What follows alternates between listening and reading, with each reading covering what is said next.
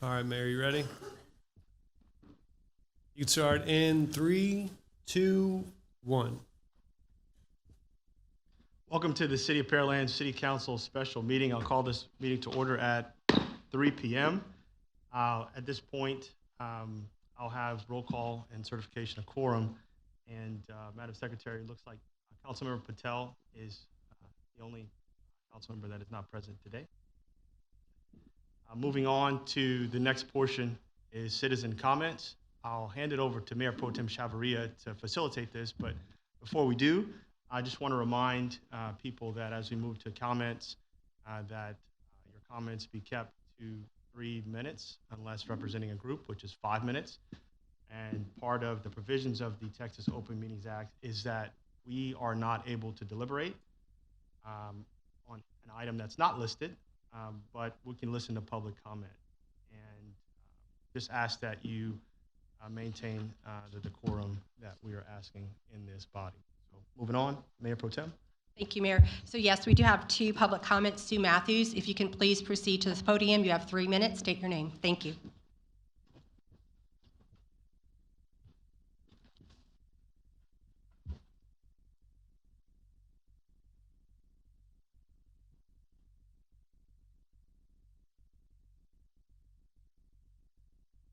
The mic was short. Try again.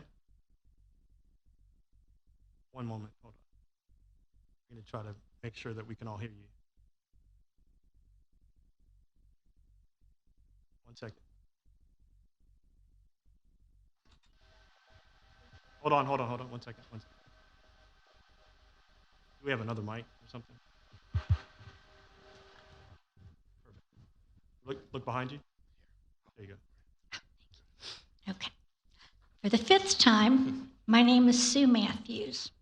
We built our home in 1995 when Pearland's population was 19,000. That means for 30 years, I've been paying attention.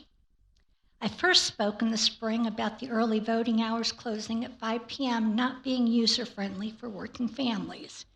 You agreed, and you're revising that in December, which I appreciate. So why am I standing here at 3 p.m. on a Monday for a special meeting on raising water rates? A little research showed this meeting was set by the prior mayor.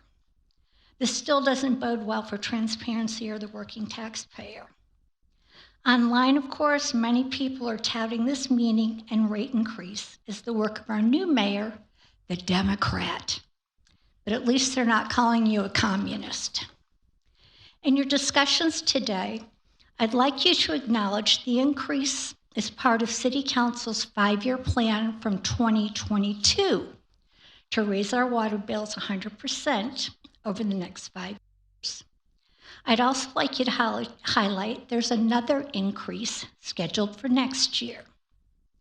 I'd like to see any proven leaders sitting before me take a pragmatic approach and freeze this increase for a year. Hold the line on spending, give people's home values and income time a chance to catch up, then reevaluate this next year. Retirees like myself are hard hit enough in our current economy. I know we have enough water. What we don't have are enough buyers to handle your debt service. This is going to cause a major mutiny in adjacent areas of post-annexation. The same council who's approached back-to-back projects kicking the cans down the road may not even be best equipped to make the best decisions from an accounting standpoint. I know I don't replace my roof, my floors, my AC all at the same time, and that's what's been happening here for years. Constable Buck Stevens made an excellent post yesterday, and I quote, "Many of you forget these costs were passed on by councils who did not address the issues they needed to 30 years ago. They just wanted to get reelected and not be the bad guys. We now pay triple the repair and replace the aging 35 years of bad pipes and pumps, not to mention maintaining compliance. And since I've been watching for 30 years, I know how this happened and who was running Pearland all that time." Thank you. Thank you so much for your comments. We have Jim Johnson with the Pearland Chamber of Commerce. You'll have 5 minutes. Please state your name. Thank you.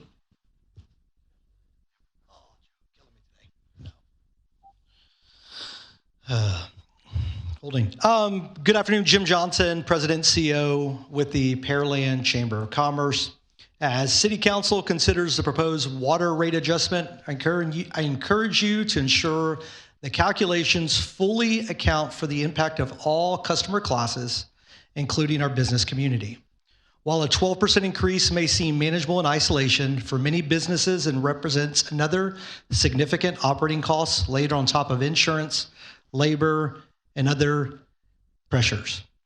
I also notice on the table on page 72 identifies examples of business customers, but it appears to omit some of our largest water users and employers, including our medical facilities and education partners.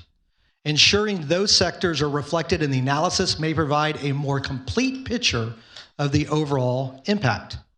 I understand and appreciate the need to keep the Water Enterprise Fund financially sustainable and to recover the true cost of providing service. My request is simple, that the full impact on businesses be considered and communicated clearly. It is also worth recognizing that many businesses have already finalized their budgets for the coming year, or are currently in the middle of their budgeting process, making it difficult to observe an unplanned increase of this size.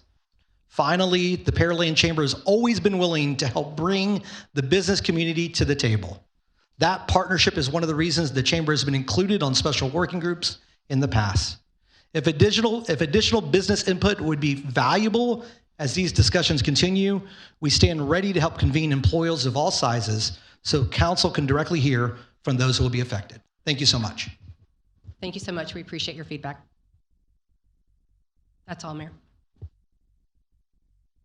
Thank you, Mayor Pro Tem, for that. At this particular time, I would like to move it over to the new business. And if there's no comments, new business item number 1, presentation regarding the fiscal year 2027 proposed budget for enterprise funds.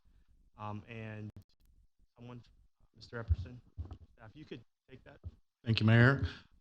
So this is our budget discussion number 2, and we will be focused on the enterprise fund tonight. And it is just a discussion this afternoon. Final discussion, final decisions, and action will occur as we adopt the budgets and the rates in September.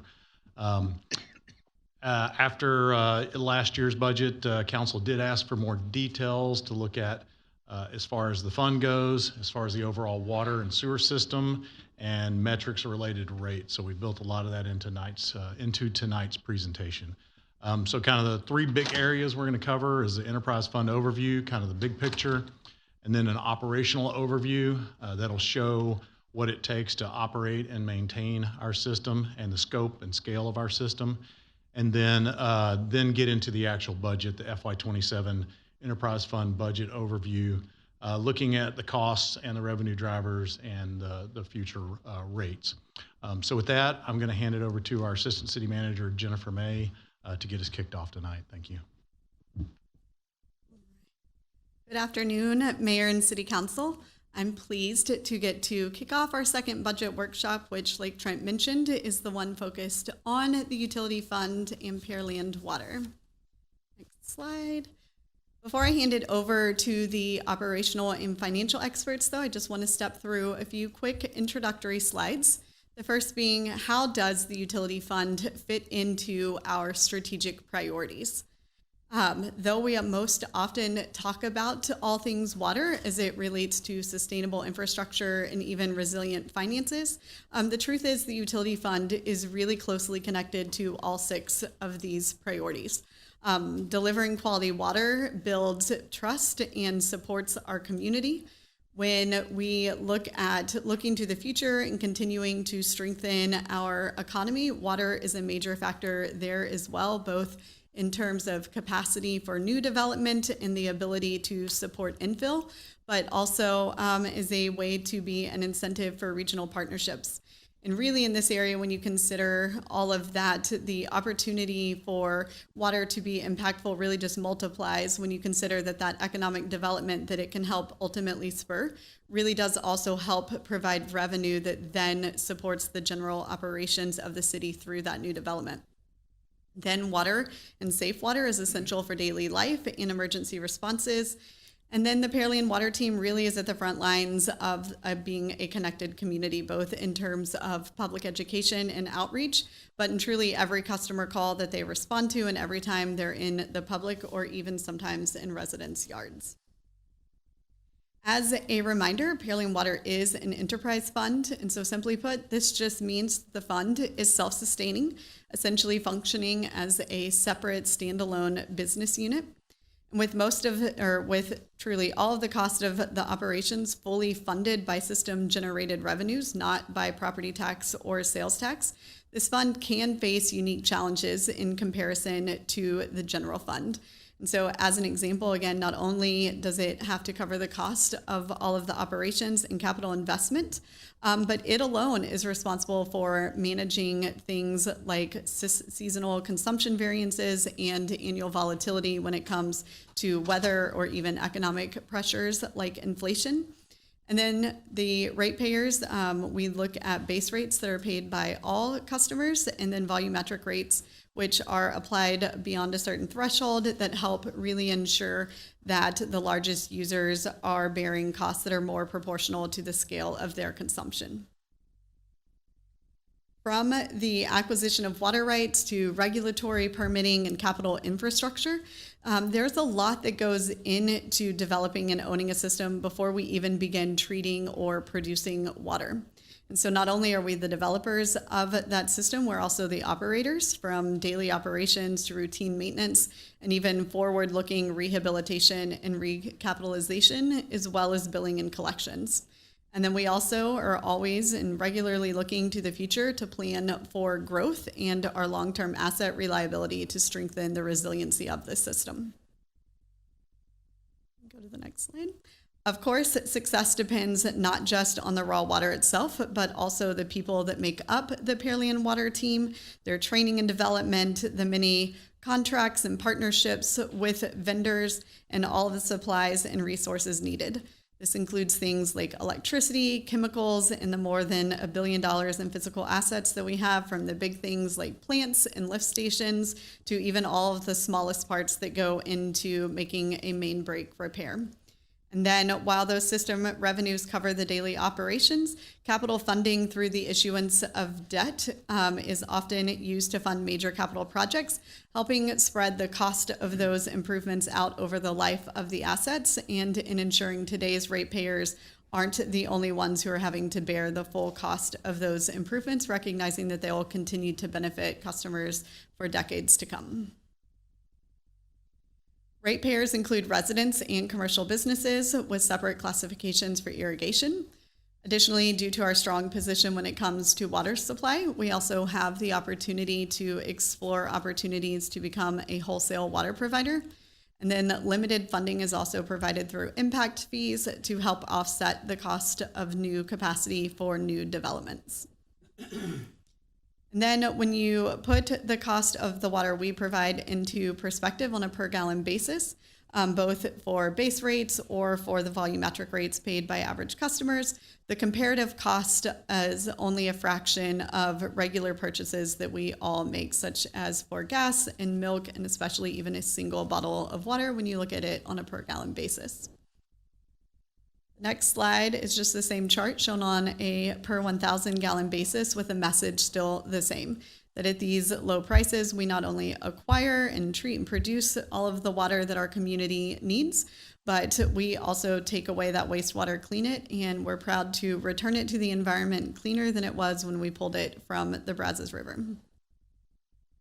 And then just to conclude my introduction and looking at how it all ties together, the financial performance of the utility fund does drive the ability for us to plan for future capital investments and ensure the operational capacity to deliver high quality, reliable services, all ultimately critical to building community trust and strengthening our overall financial resilience and position as a regional leader. And so with that, I'll hand it over to David Sons and then ultimately Rachel Winslow to do the operational and financial portion of the presentation.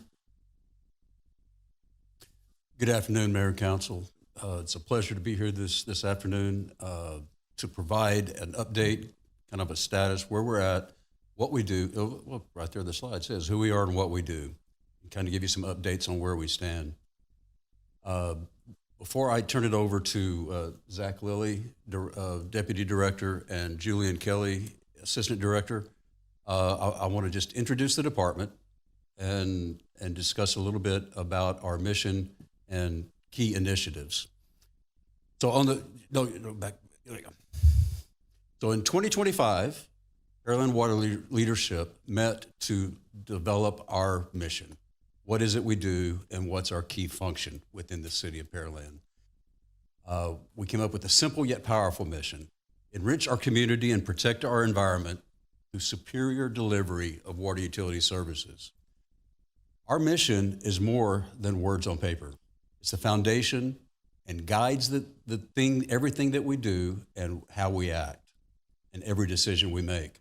It represents our commitment to our customers, the protection of public health, environmental stewardship, responsible management of public resources, and preparing for the future of our growing community.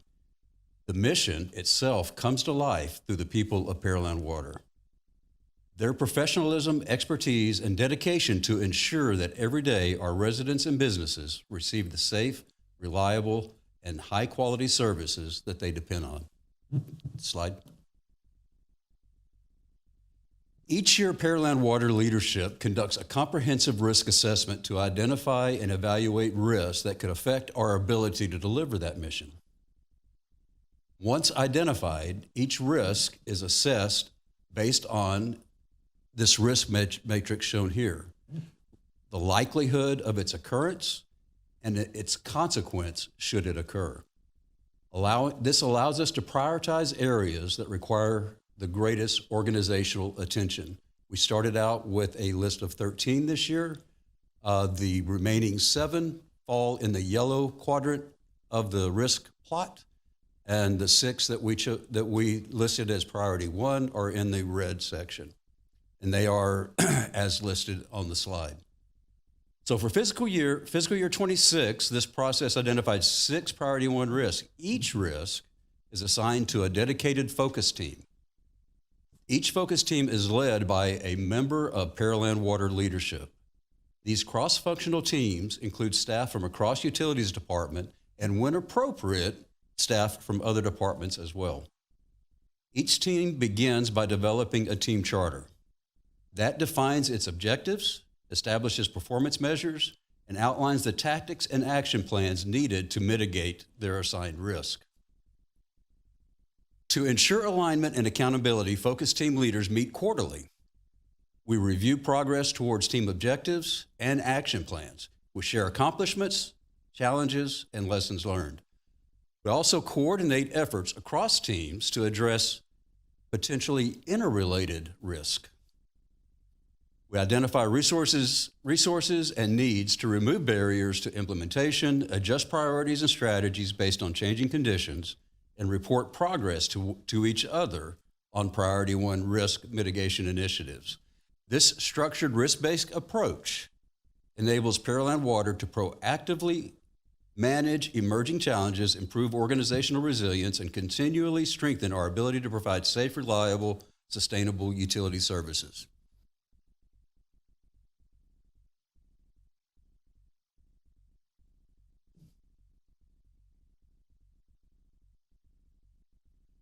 Now, at this time, I'll turn it over to Assistant Director Julian Kelly to discuss the areas that he has direct responsibility for on a day-to-day basis. Thank you, David. Mayor and Council, I appreciate the opportunity to address you upon this afternoon. For a brief few minutes, I'm just going to cover over the water production component of Pearland Water Utilities. This is a part of our system that our residents often see, but really I'm going to dive into the day-to-day functionings of it. Our responsibility is to be able to produce and give out safe drinking water, maintain multiple resources, manage that cost, meet regulatory compliance, and also require that we meet all the goals that we have to make sure there's dependable water supply for our citizens. As we move into water production, I want to begin with the way we are structured in water production. This slide gives you our breakdown. There's 1 superintendent, 2 supervisors, 2 lead operators, 5 operator 2s, and 11 operator 1s. There are employees that are around the clock making sure that our community is safe. Their work includes monitoring our facilities, responding to alarms, adjusting production, performing field checks, and supporting emergency response when conditions change. From a budget standpoint, this staff is not simply a headcount. It's an operating capacity required to protect public health, maintain reliable services, and keep the city in compliance with drinking water requirements. Now that we have identified the team, the next slide will explain how that team is organized and what functions they perform. Water production is organized around 4 core functions: water operations, water sampling, monitoring, and water quality. Operations focus on the running of those wells, purchase water facilities, and production assets that keep the water moving throughout our system. Sampling verifies that the water meets the regulatory and operational requirements. Water quality focuses on what happens after the water enters the distribution system, including water from our customer concerns, flushing, and we trend those for review. Monitoring gives us the ability to see the field visible need to identify the issues early instead of waiting for failures or concerns to happen. Together, all of these functions, they stay safe to make sure our water is given the service that it needs, and they are just not one thing, but everything working together to make sure we provide safe drinking water. This slide here that you see illustrates the greatest strength that I believe Pearland has. It focuses on the water sources that we have, and not just one single source, but multiple. Instead, we have developed 3 independent water supplies that work together to provide reliable, flexibility, and long-term sustainability. Pearland Water has 12 water production facilities with a combined production of 44.4 million gallons per day. That capacity is supplied from 3 complete different sources. I want to begin with the groundwater sources. That's 10 groundwater wells located throughout the city. Together, they can produce 18.4 million gallons of drinking water every day from the Gulf Coast Aquifer. To put that into perspective, that 18.4 gallons is enough water to fill nearly 28 Olympic-sized swimming pools every single day. It's also enough water to provide an average daily need of over 120,000 residents.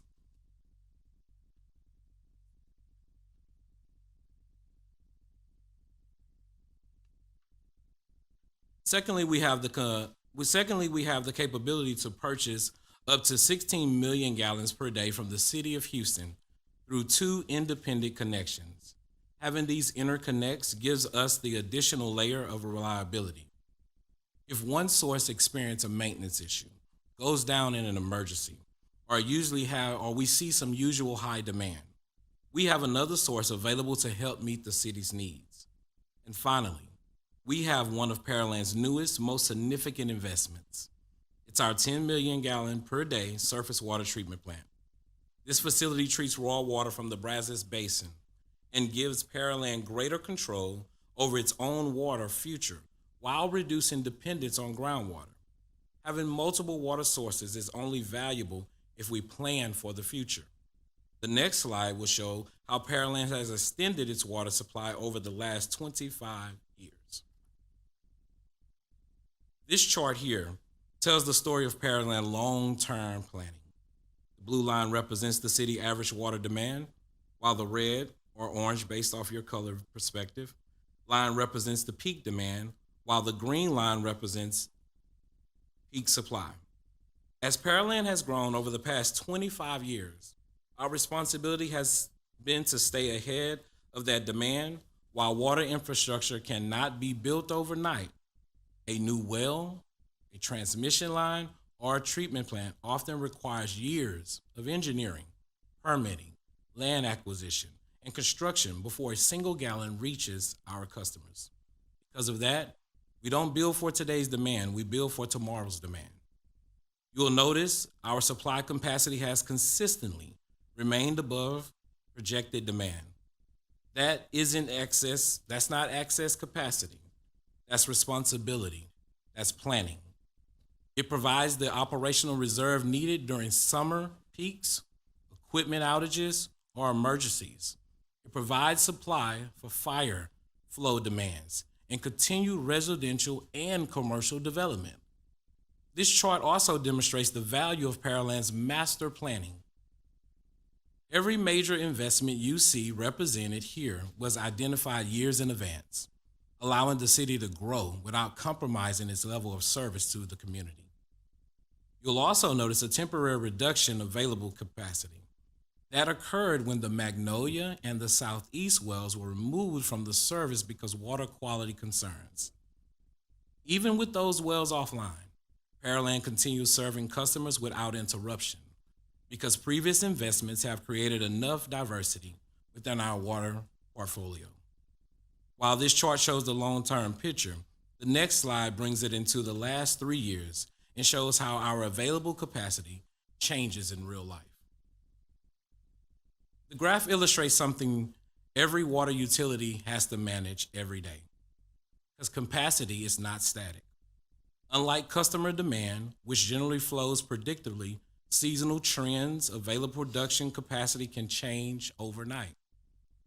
Every marker on this chart represents an operational event.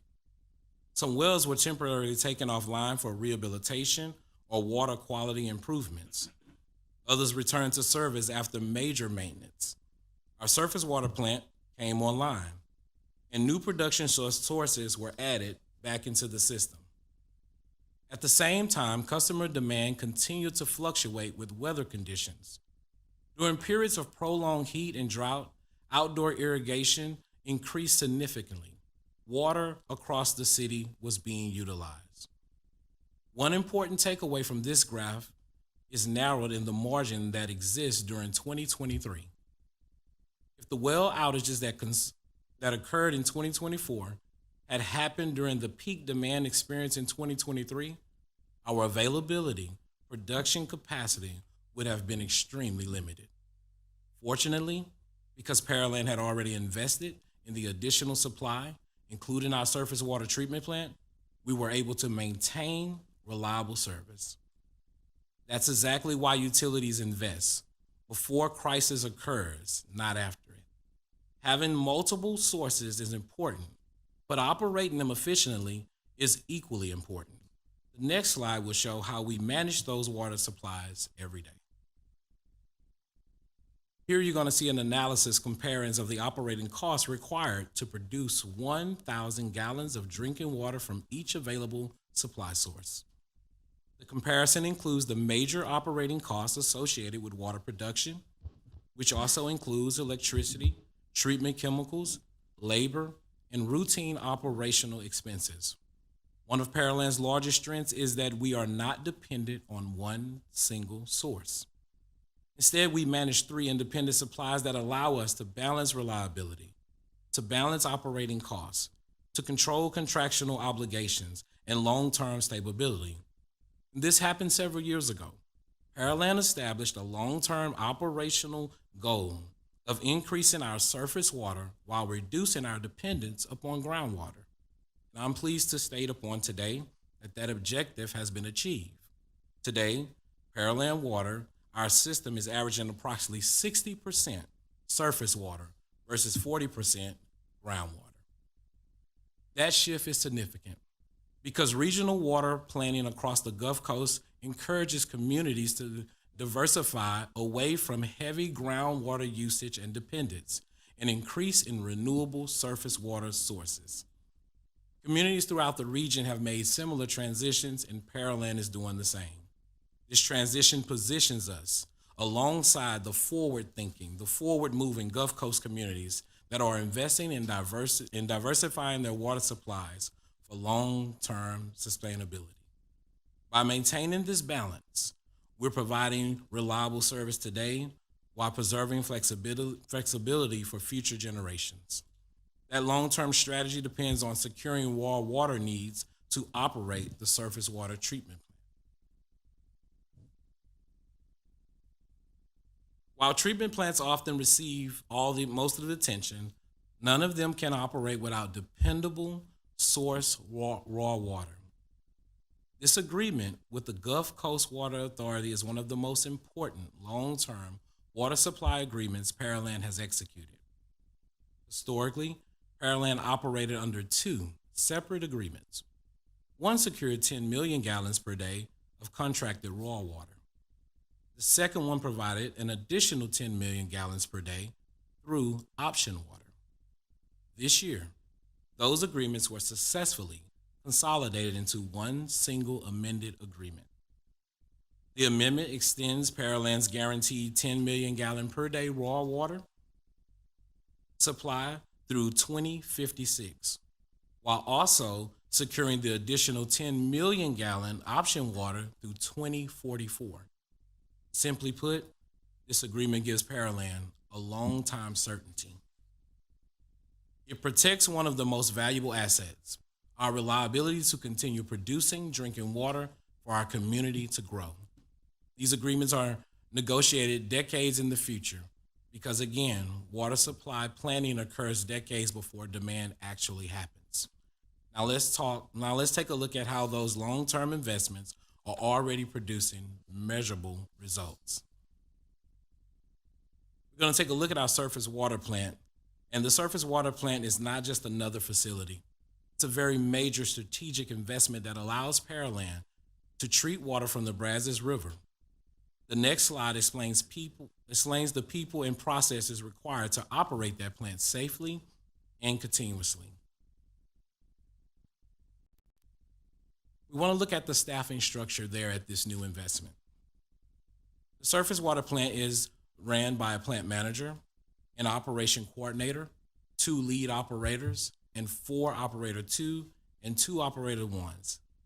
The staffing model supports 24-hour operation because the plant uses advanced membrane technology that requires consistent process control.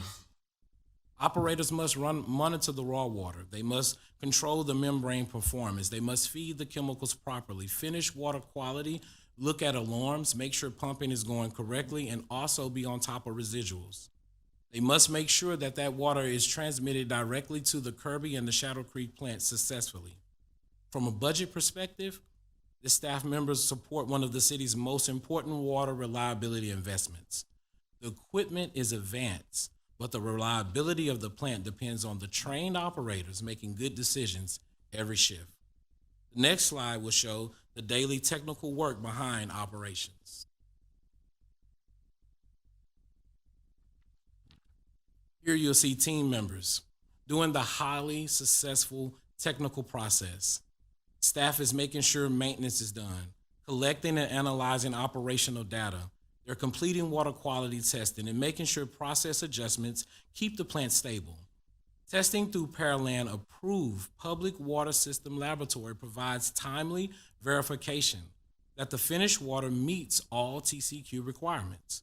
This in-house capability matters because it gives the utility direct control over the response time. The budget connection is straightforward. Laboratory capability, operator training, equipment maintenance, and data review will help prevent service interruptions. It protects our public health, and it preserves the value of the city's investment, which is that plant. This slide here represents during the first year of operations, the surface water plant fundamentally changed how we operate our water system. I believe the most measurable result was the 67% reduction in groundwater on the west end. That reduction represents much more than simply turning off wells. It reflects a successful transition toward a more diversified and sustainable water supply. Every gallon produced by the surface water treatment is one less gallon that must be withdrawn from our aquifers. That helps preserve groundwater resources, support long-term regional water management, provides greater operational flexibility, and allows Pearland to be in a better position for this continued growth. Perhaps most importantly, the facility has given our operators another dependable source. Instead of relying primarily on wells, we now have the ability to balance production amongst those groundwater, amongst purchased water, and amongst surface water. The surface water treatment plant has already become one of the most important assets the Pearland has committed to, and its value will continue to increase as our community grows. That brings us to one of the most important transitions of this presentation. Because producing water is one of the first half of our service. Once water is produced, it has to move through a distribution system and wastewater to be collected and conveyed safely for treatment. That is where distribution and collection becomes the next part of this story, and I'll turn it over to Zachary, our Deputy Director. Thank you, Jillian, and good afternoon, Mayor and Council members. The next slides are going to discuss our distribution and collections team. The Distribution and Collections Division, comprised of 43 dedicated professionals, is responsible for maintaining, operating, and repairing Pearland's extensive water distribution and wastewater collection infrastructure. Their work ensures the reliable delivery of drinking water to customers and safe conveyance of wastewater throughout the city.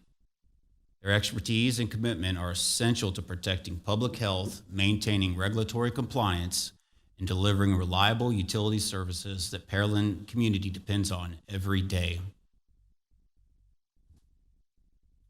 Distribution and collection by the numbers. They are responsible for over 41,000 service connections, over 6,000 fire hydrants, over 13,000 water valves, almost 12,000 manholes, and over 1,000 miles of distribution and collection lines in the system. To put the distance in perspective, consider for a moment what 1,043 miles of distribution and collections truly looks like. It's far enough to get you to Chicago, Illinois, Phoenix, Arizona, or Guatemala City.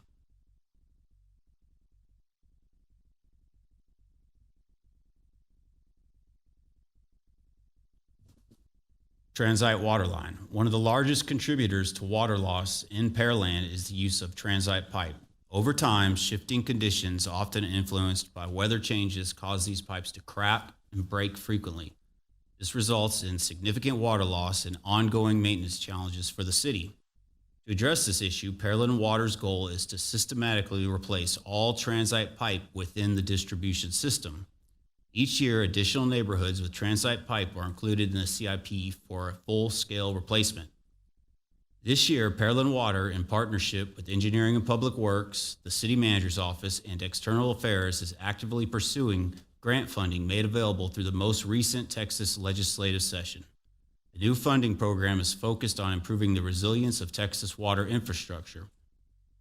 Our objective is to secure grant funding to support Pearland's comprehensive water and wastewater infrastructure replacement program, reducing the financial burden on ratepayers while accelerating the replacement of aging assets and strengthening the long-term reliability and resiliency of our utility system. Excavation and repairs on water and sewer lines. Excavation. Crews use heavy equipment to access underground water and sewer lines, ensuring minimal disruption to surrounding areas. Safety protocols are observed to protect both workers and residents. Repair work. Once the affected area is exposed, technicians diagnose issues such as leaks, blockages, or damaged pipes. Restoration. After repairs are completed, the team restores the site within a few weeks. This includes replacing concrete driveways, aprons, sidewalks, and even small sections of roadway that were removed during the repair process. The goal is to minimize the inconvenience and return impacted areas to their original condition quickly and professionally. Rapid response. As stated in the slides before, an on-call service is available for after-hours emergencies, ensuring residents receive timely assistance for urgent water and sewer issues. Fire hydrant crew. As part of our fiscal year 26 supplemental request, additional resources were approved to enhance the fire hydrant inspection program. Today, within the Distribution and Collections Division, the dedicated fire hydrant crew is responsible for ensuring the operational reliability, functionality, and safety of Pearland's fire hydrant system. The team has established an ambitious goal to complete annual inspections of all 6,038 fire hydrants throughout the city.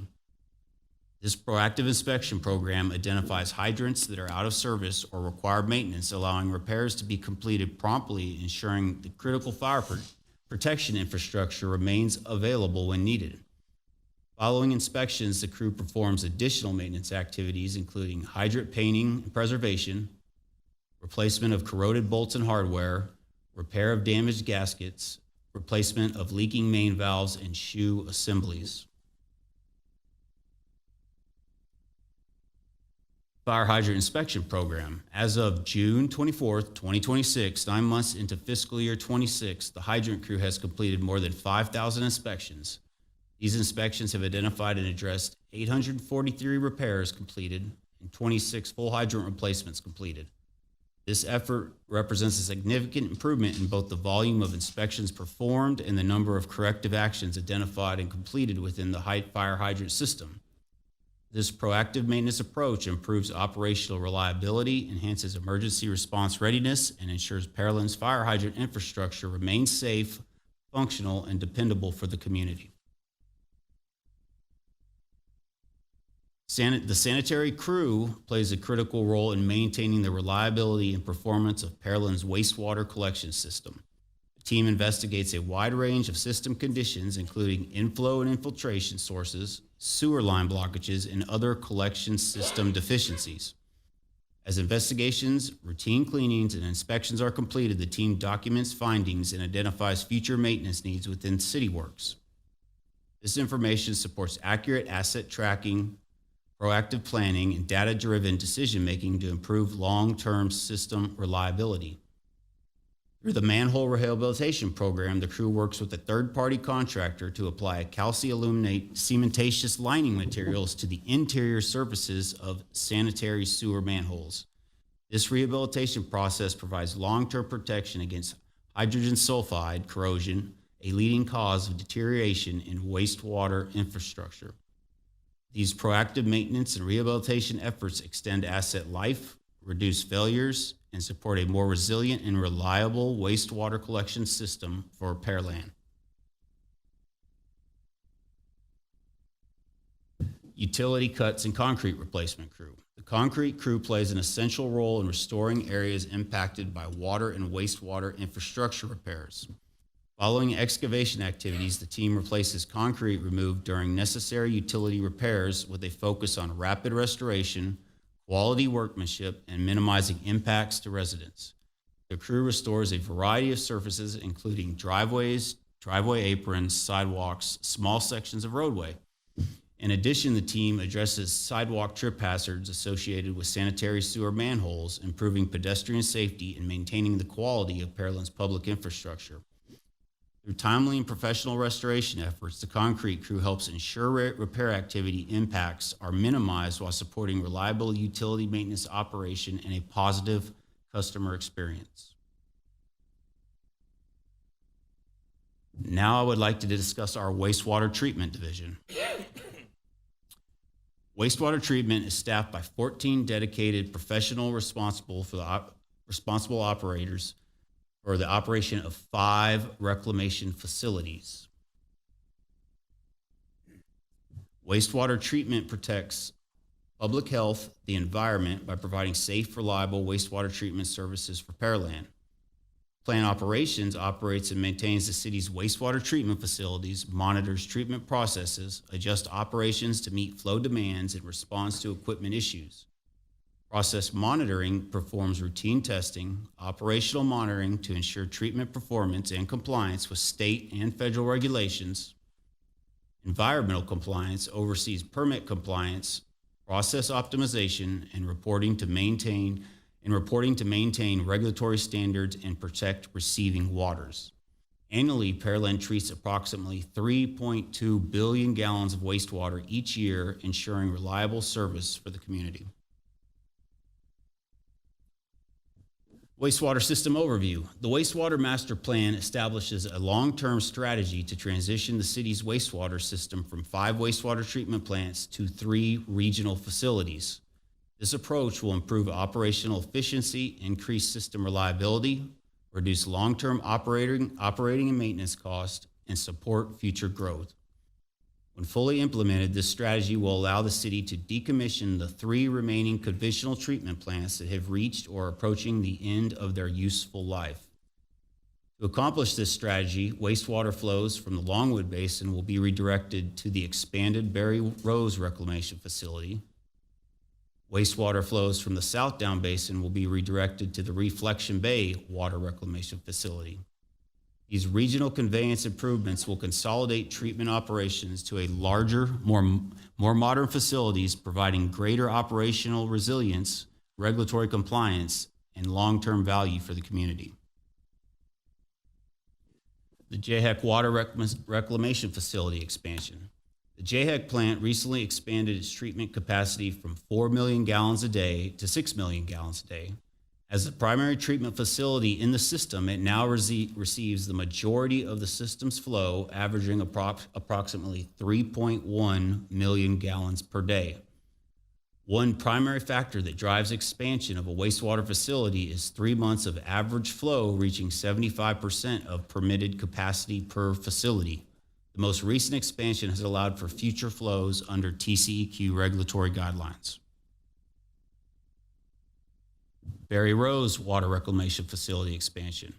The Berry Rose plant is currently under construction and designed to treat 5 million gallons a day of wastewater from Berry Rose in the Longwood Basins. Upon completion, the plant is expected to process an estimated flow of 3.8 million gallons a day. Construction is progressing as planned and is approximately 52% complete overall, with activity underway at the Berry Rose Water Reclamation Facility, Longwood Lift Station, and the connecting force main. The project remains substantially on schedule, with final completion anticipated in April of 2028. Average flow versus permitted capacity for JHEC. As the population of each treatment basin grows, so does the flow entering the facility. Through the years, influent flow reached the point at which the TCEQ required the city to plan and increase permitted capacities. The original facility was constructed in 1998, with the most recent expansion permit in 2024 increasing the capacity to its present day of 6 million gallons per day. Average flow versus permitted capacity, Reflection Bay. Similar scenario for the Reflection Bay wastewater treatment plant, increasing the facility to its permitted value of 6 million gallons a day. The original construction for the facility began in 2002, and the most recent expansion was completed in 2019. Average flow versus permitted capacity, Berry Rose. The original Berry Rose was constructed in the early 1980s and is currently permitted at 3.1 million gallons a day. Permitted capacity will increase to between 5 and 6 million gallons a day once the new facility is commissioned.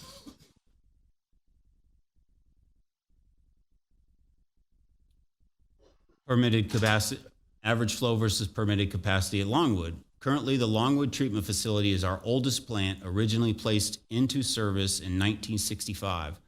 The Longwood Treatment Facility will have its basin flows transitioned to the new Berry Rose facility. Once this is complete and Longwood is offline, the city of Pearland will have a total of 4 treatment basins within the collection system. Average flow versus permitted capacity for Southdown. The smallest of Pearland's wastewater treatment facilities is Southdown Wastewater Treatment Plant, built in the early 1980s. This facility is permitted to treat up to 0.95 million gallons a day.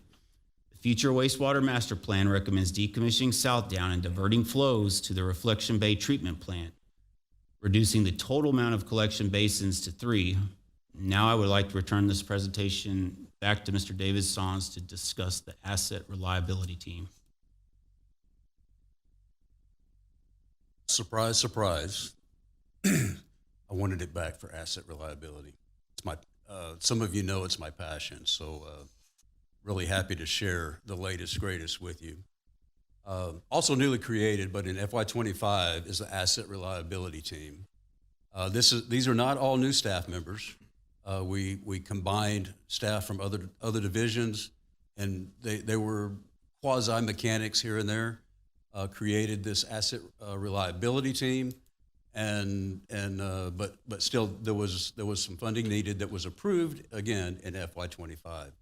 Our goal with this team is to establish an asset reliability program that turns infrastructure maintenance from a reactive cost center into a strategic advantage, an advantage that we can leverage for enhancing safety, sustainability, and economic performance. Slide.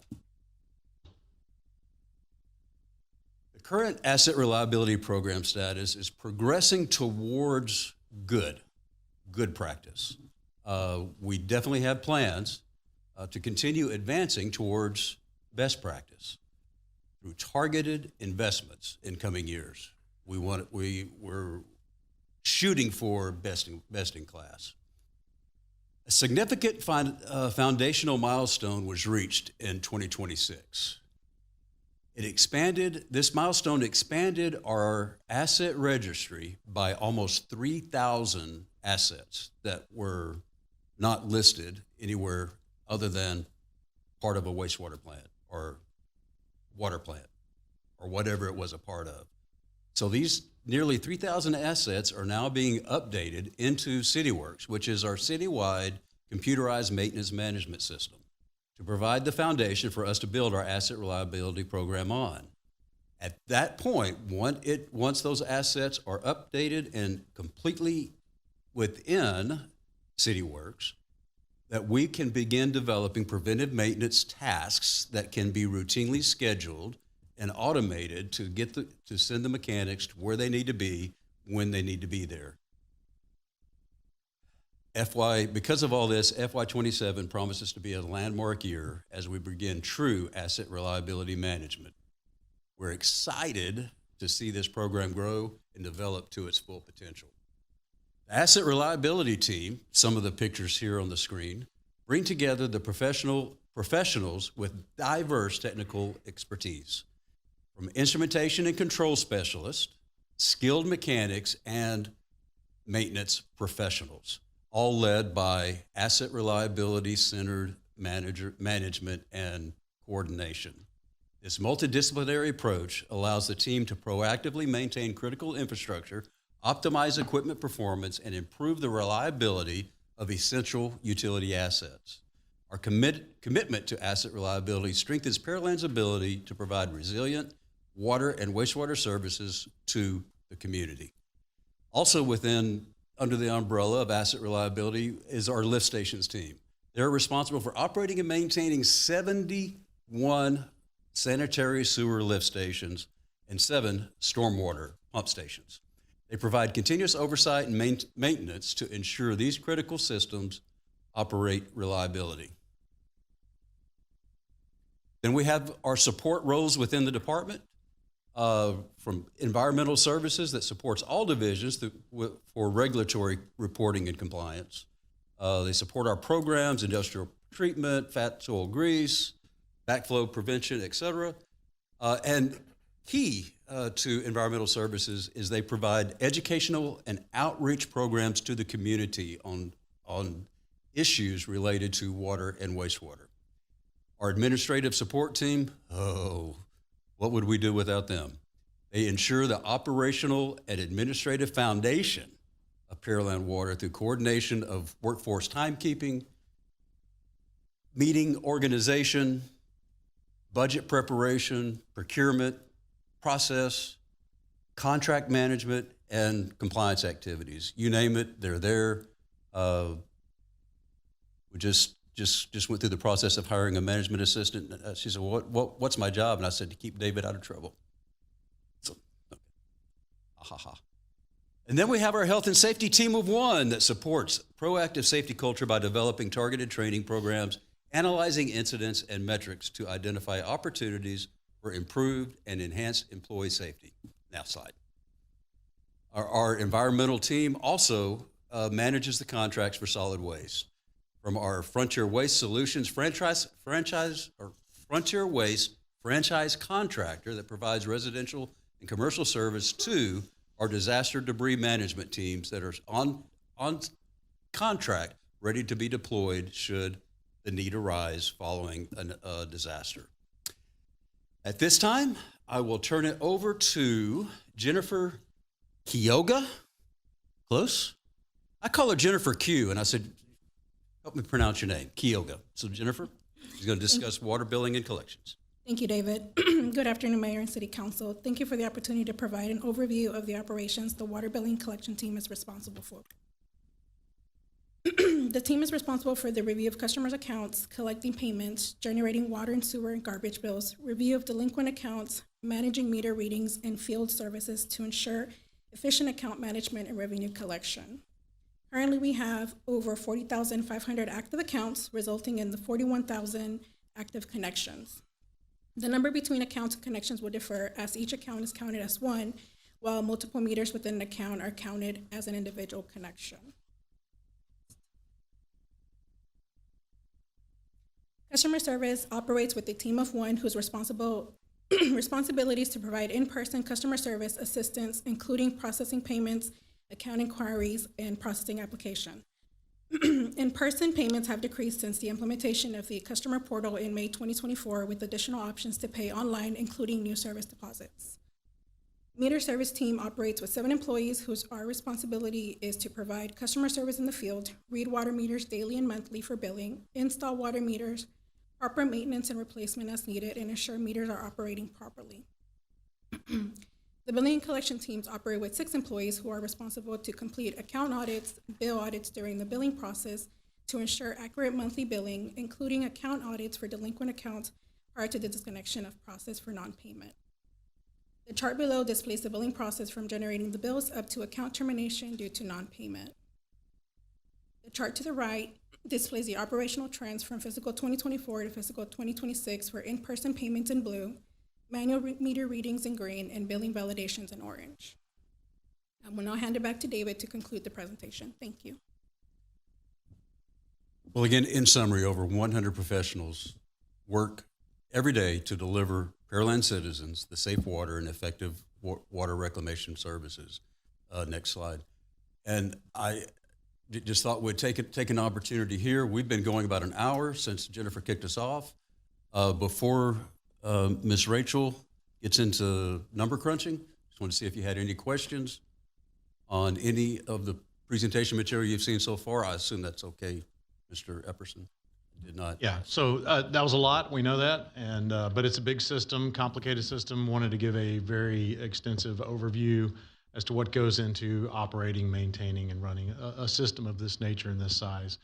So we'll pause here if there's any questions over this part of the presentation, and then we'll jump into the budget when we're ready to. To keep it light, I appreciate all the information. It was a flood of information. So I'll pass that on to Mayor Pro Tem. I saw you had a question. Thank you, Mayor. Thank you so much for the presentation. So the question that I have is, if we are awarded the WSIG grant funds, are we able to utilize some of those funds to reduce the water rate? Just real quick. So let me, sure. Just as before we get on to billing and rates, I'll ask if you don't mind to table that till we get to Absolutely. It's just they brought it up in this presentation. Sure, absolutely. Okay. I'm okay with that. All right. So if they're not rates related based on the infrastructure and the personnel and the investments that were made, I'd just ask that we keep them to the second portion. So that's it. So Councilmember Cade. I'm curious, what is the date that all transit pipe will be replaced? Do we have a estimated date for that? Before they jump in and answer, I'm not sure if we have an exact date, because that is a series of projects. We are working through the capital improvement program, and obviously we are very acutely aware of. When we do those projects, we have to sell additional debt to do those capital replacement projects. So those transite water lines, although they help with our water loss, which we need to work on, they're also those are the type of projects we are able to slide around and move out in the CIP as well, as we're trying to manage our rates moving forward. So if we were to do all the projects as we would like to, do we have kind of a projection of when that we would finish? I know we're doing several miles a year. We've got 72 miles left, so. Right, we still have projects carried out through this next 5-year CIP, and that's design and construction. And as Trent said, we could still slide some of those forwards or backwards, depending on how we need to deliver them. So we can follow up on that if we've got just kind of a general ballpark, but that's going to move in the future. And it was just the green areas on that one slide that are left? I believe so. Those were the primary locations. Yes, ma'am. Okay, and then is there going to ever be a time when we won't have to purchase water? No. No, okay. So kind of to put that in broader perspective is that the 10 MGD that we purchased from City of Houston out of their Southeast plant, we are a co-participant through Gulf Coast Water Authority. So that means we paid into the capital expansion of Houston's plant. So GCWA is truly a co-owner in that plant that we contract through for that. So in essence, we own a piece of that plant. And so we'll always have that 10 MGD. And then, of course, the take point out of the Brazos for our surface water plant, we'll always have to purchase that raw water. And then the 6 MGD that is has the 1.3, I think, take or pay. The Shadow Creek one, the Shadow Creek connection to Houston, that's the wholesale water rate. That's the one where we've throttled that down to just the take or pay amount, and we could look at in the future bringing what we have to purchase there down further. But I think we would always want to keep that as a connection for use if need be during times of drought, or if we have any of our other infrastructure that has to be taken offline for maintenance. You said we're part owner and we're buying water from ourselves?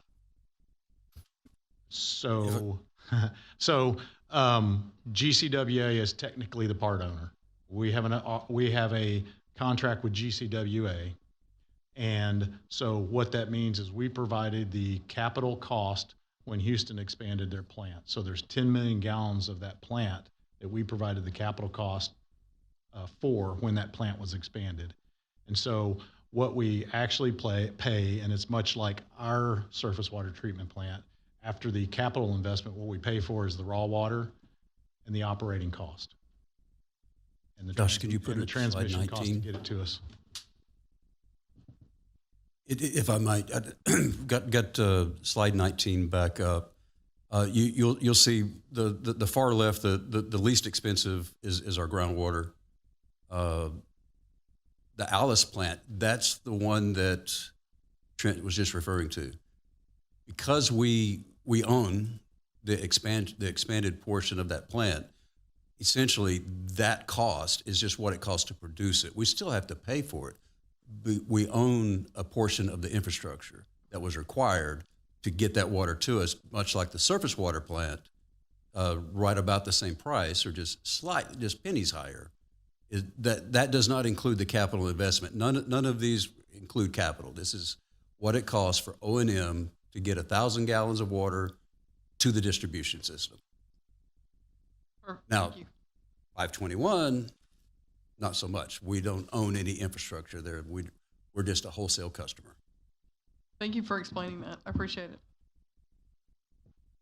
Councilmember Byram. Thank you, Mr. Mayor. Couple of questions.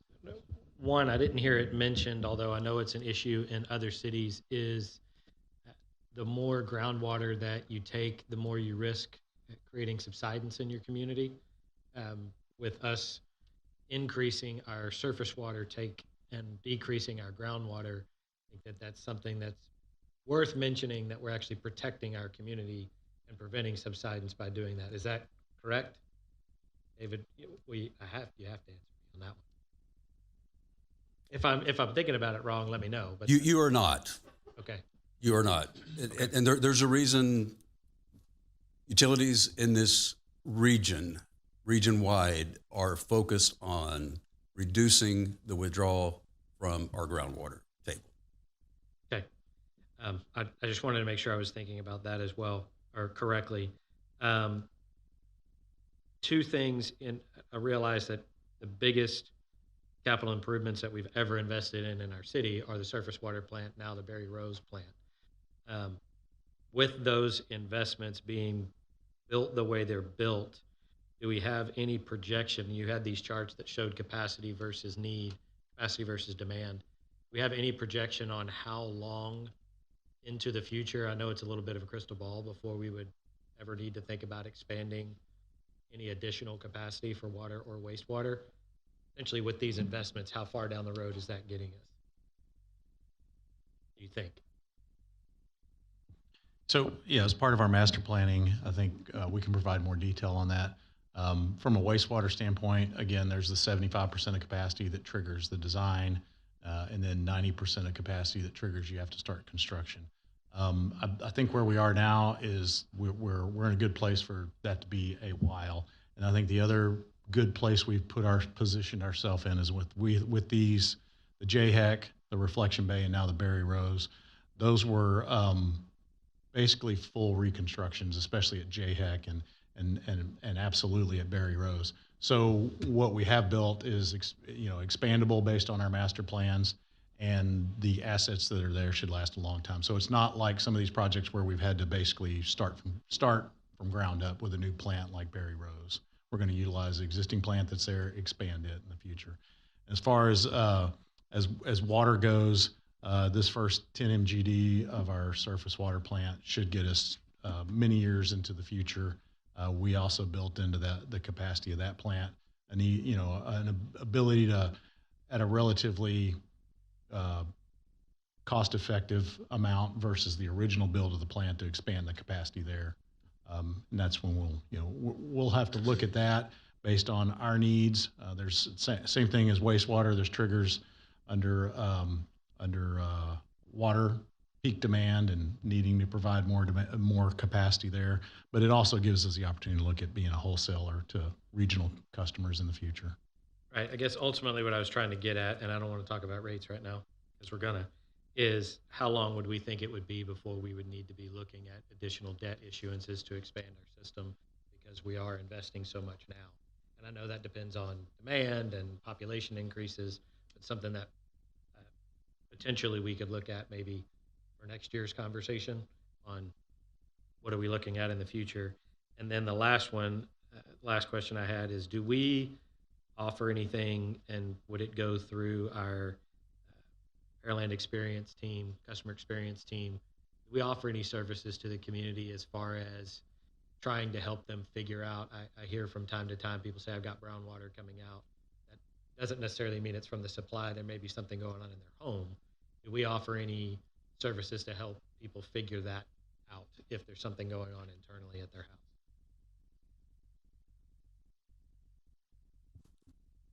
Yes, sir. We often give out FAQs or things that we can give to our experience team to let them know if there's any issues in the home, what to kind of assess first before actually having an inspector come out and look at those things.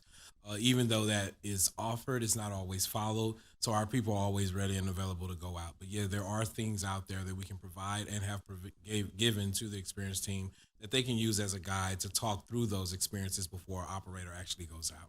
We will send an operator. If a resident calls and says, I got my bathtub's filling up with brown water, we'll send somebody by there and help them go through their system and figure out, why is this coming out? Is it your water heater? Is it you got old lines? Or if it's coming from us, we'll do that. Yes, sir. We do that assessment just for the safety of the resident and ourselves. We don't enter homes, but we will walk them through that and take anything that they provide us from inside their home and analyze that as much as we can. Okay. So I think it starts with checking the public system to make sure that the cause of the water quality issue is not within the public system. And then if we can't determine that it's part of that, working with the homeowner in the way that Julian described. Okay, thank you. Appreciate it. Just to add, in addition, there's a water test that is done, correct? A water quality test. There is a test that is done that is in the field test that we use instrumentation that is calibrated to make sure we can understand what is going on in the field. Also, there are opportunities when it arises for us to do additional testing through laboratory so that analysis can come back to give a deeper dive into what we're seeing. Well, okay, let me be more specific. I was just trying to add more context to what Councilman Byron was saying. When a resident experiences some sort of occurrence, that if they call, City of Pearland will perform a water quality test. Can you confirm that? Yes, there is a field inspection that takes place to determine what is the source of that issue, and then we take the necessary actions after that to meet or control that situation. Okay, I just wanted to make sure. And then before I come to this side, I want to wrap up. I was just going to address, as someone who lives in an older neighborhood and neighbors have had brown water, y'all have come and flushed the lines and tested their water. Yes, that has happened on occasion.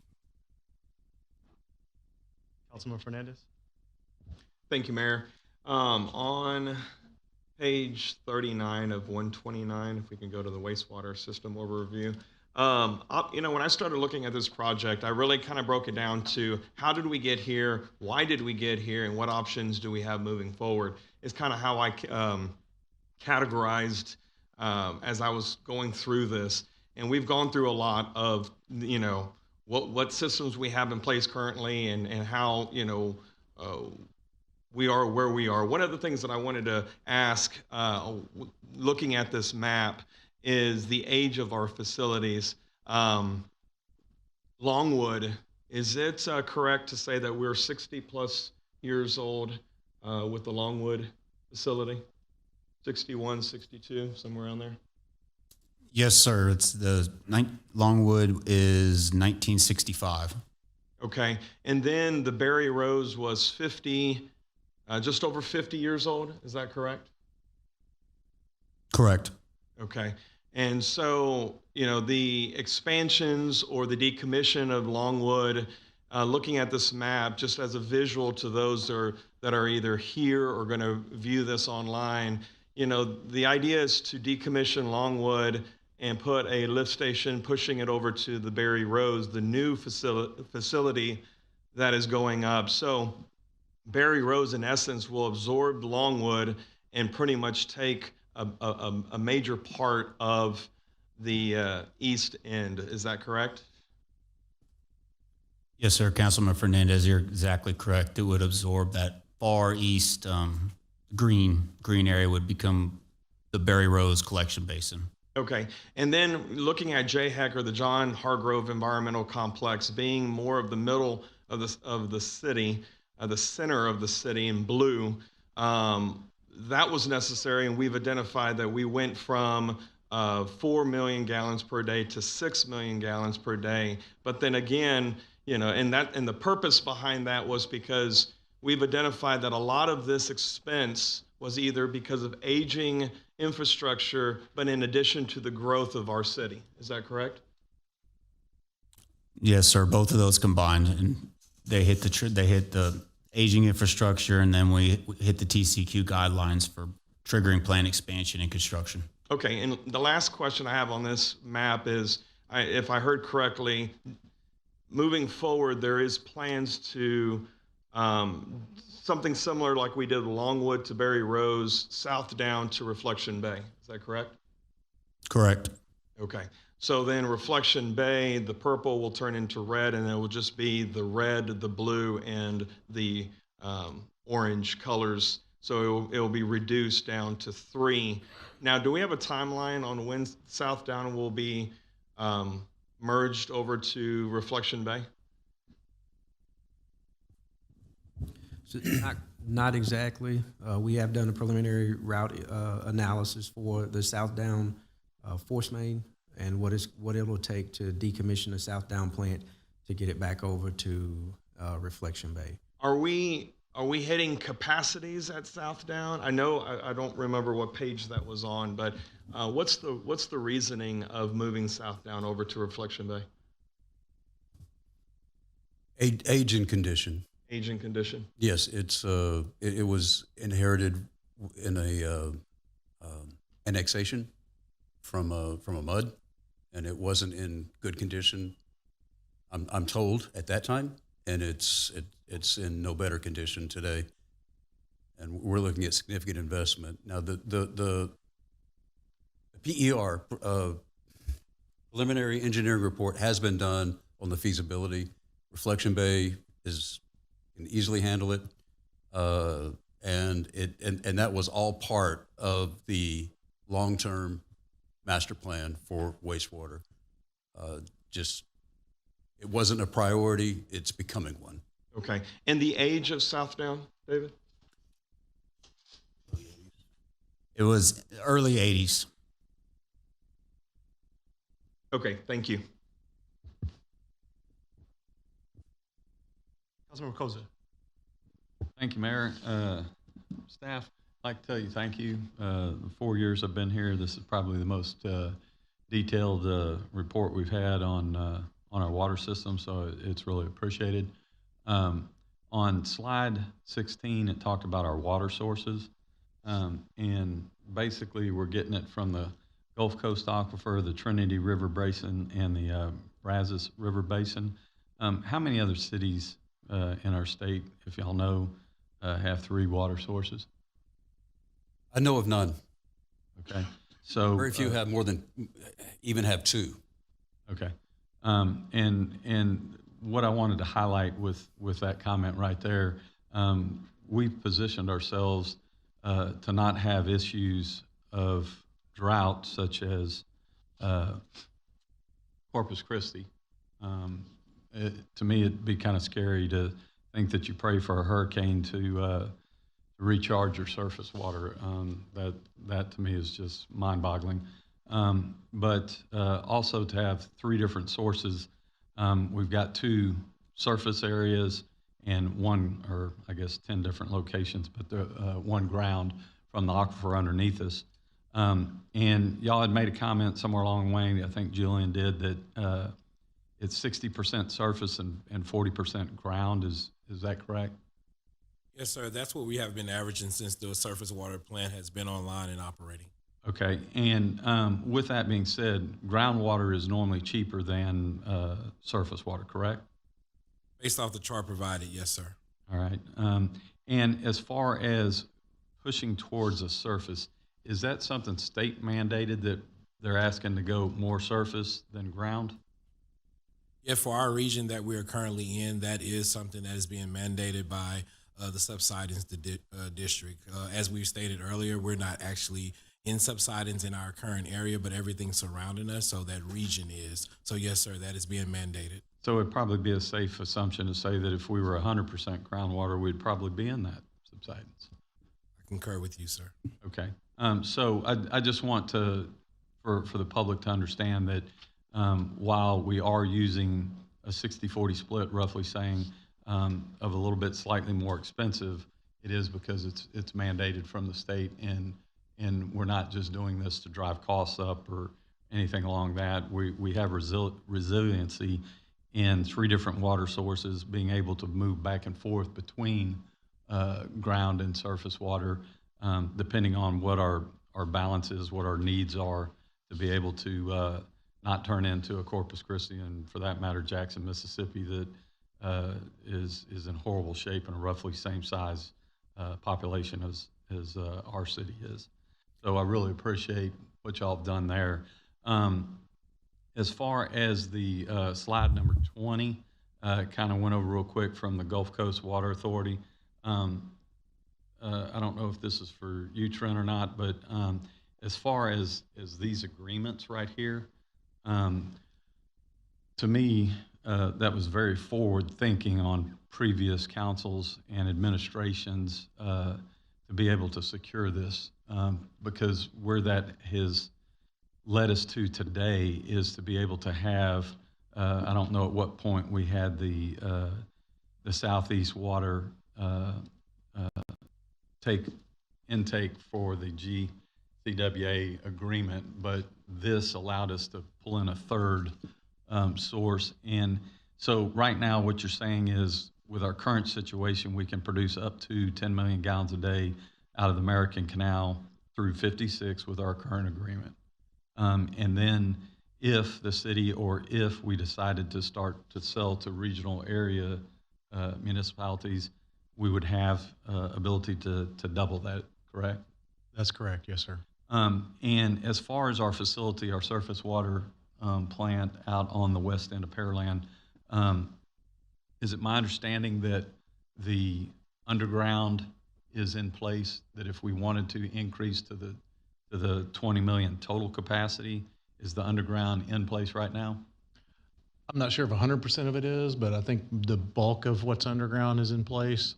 To ultimately go all the way to 20, we would have to add some additional plate settler capacity, obviously some filtration system capacity, and also some additional ground storage tank capacity. But I think is it the intake structure as well as the underground stuff? The bulk of that is sized for the intake structure, the pipelines delivering water, or at least to the north from the plant. We don't have anything to the south, but you would have to duplicate the main structure in the Top middle. side, the top between the plant intake point and the operations building, and you'd have to double the amount of membranes within the membrane building. But there's a structure between the membrane building and the intake that would have to be duplicated, and that's the plate settler, flocculation, and sedimentation.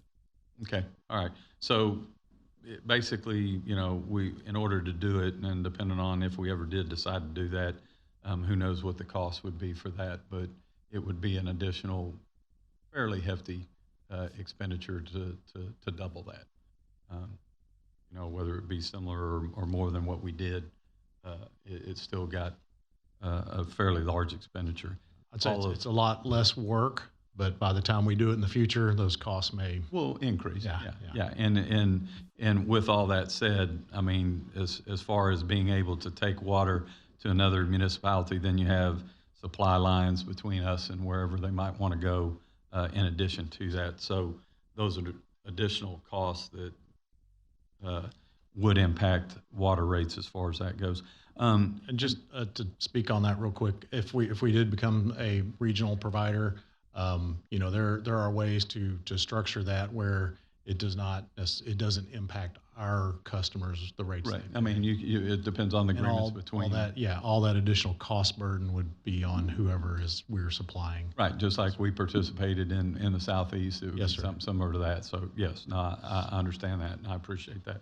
And then Trent, while you're talking, you'd mentioned something about when you hit 75% capacity and 90% capacity. Could you kind of expound on that and what exactly that means by the TCEQ? Sure, and maybe if we could find the reflection bay slide of when we hit those capacities, then I think we can demonstrate that real easily. Slide 42, Josh. So slide 42. So the black line here is hitting 75% capacity. So if you have 3 months in a row that you're hitting that 75% capacity, TCEQ requires you to start the planning process for a plant expansion. And the planning process is essentially the engineering design work. And then once you hit the 90% capacity for that same 3 months, you have to be starting your construction for that expansion. And so you can see here with the reflection bay, as we grew very rapidly through those 2010 through 2016 years, we actually had to hurry up and get a project online. So these are things because of the difficulty we had here, we're very sensitive to. So you can see on the JHEC when we hit those capacity levels, we went ahead and pulled the trigger on the project and made sure it got done on time. Okay. I appreciate that explanation. What happens if we said, to hell with it, we're not going to do that? Is there any penalties? So yes, I believe TCEQ. If you take the Longwood Basin, so Longwood Basin is a basin that's also hit those capacities. You're getting ahead of my next question. Go ahead. But it has not. It doesn't have a lot of growth in there. So you are able to say, hey, if I've got an area that's really reaching build out, you can push that off with TCEQ. But if you don't have that situation, you're continuing to grow and you're hitting those, you can wind up in a situation where you're getting fined by this TCEQ. Okay. And as far as, I remember when I first was elected, it seemed like every time the hard rains came, Longwood was having issues with containing itself, and we'd have small but periodic releases of raw sewage into Clear Creek here and there throughout the first year I was here. So with that being said, the expansion and consolidation between Longwood and Berry Rose, would it be safe to say that we did that to invest in our community, or it was just something that council set up here and said, hey, we need to, spend this just for making something shiny and pretty? Absolutely. It was a long-term investment. And as you mentioned, the Longwood plant really sits right on the banks of Clear Creek. So when we had significant events with Clear Creek rising, we'd have parts of the plant that flooded and create those unfortunate situations. So consolidating that over to Berry Rose, making sure that that is located out of the floodplain and where it should be, and having the capacity to treat it is very key and that's why we made that long-term investment. And then I would just add on one other piece. We didn't talk about it extensively in today's presentation, but we also have a I&I program, infiltration and inflow, that's very key, especially in our older basins like Berry Rose and Longwood, that we have a pretty aggressive in our CIP to do those. And that's basically because we can basically prove, I think it's about 8-to-1, 10-to-1. The dollars we spend on I&I means we don't have to make those plants larger than they would have to be for those wet weather flows. And really it's a 8-to-1, 10-to-1 savings by investing in those I&I projects, which is manhole rehab, line rehab, and all those things. I remember the first year I was here, you had a cypress root that was probably 18, 20 feet long that went from anywhere from about 6 inches to about 18 inches. It was growing in one of the pipes somewhere right around here, if my memory serves me correctly. And so with Berry Rose and Longwood, is it a safe assumption to say that we needed to do that? Yes, sir. Absolutely.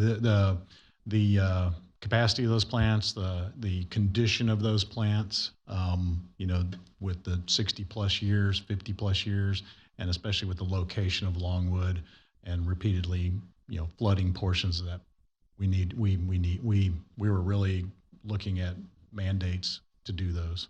So comments and questions about we should put off this or put off payments for these type things, that would lead to penalties and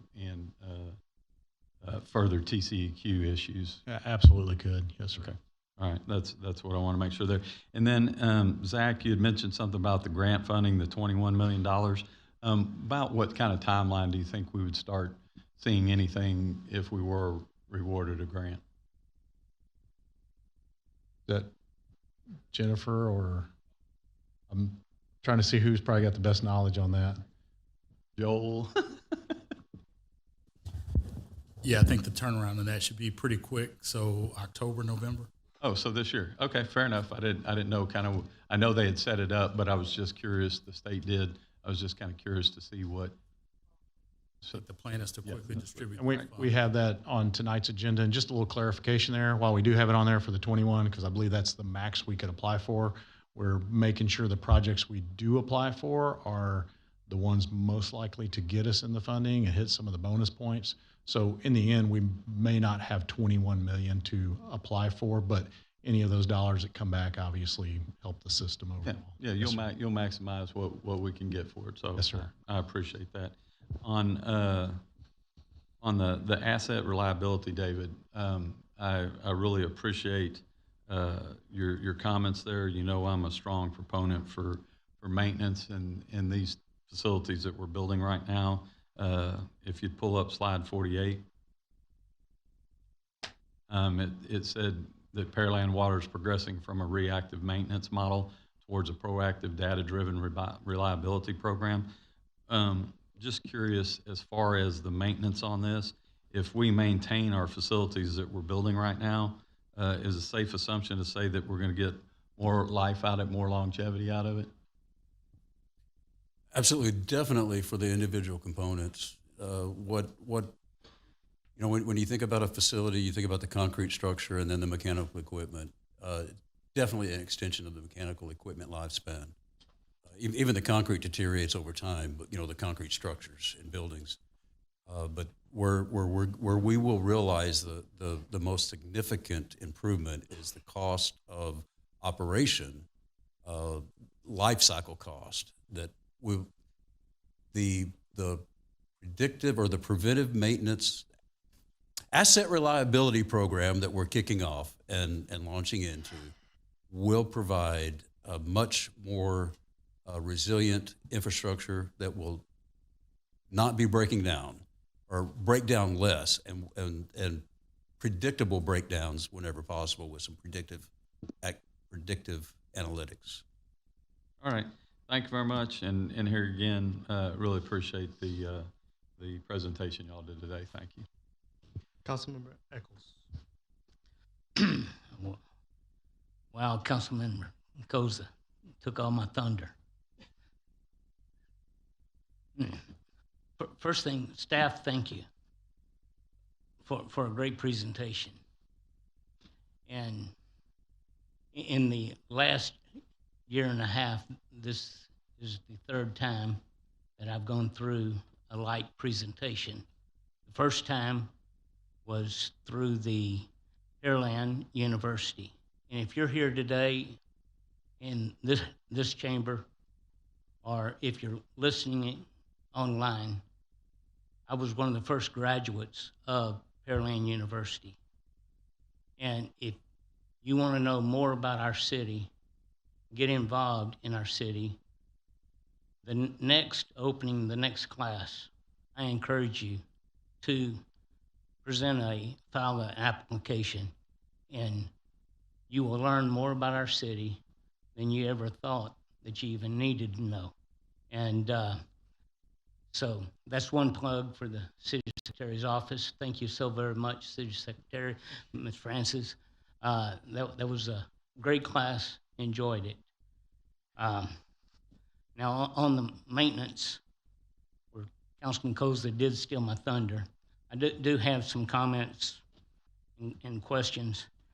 And David, the significance of adding equipment to the registry, the significance of the 6,036 fire hydrants across our city,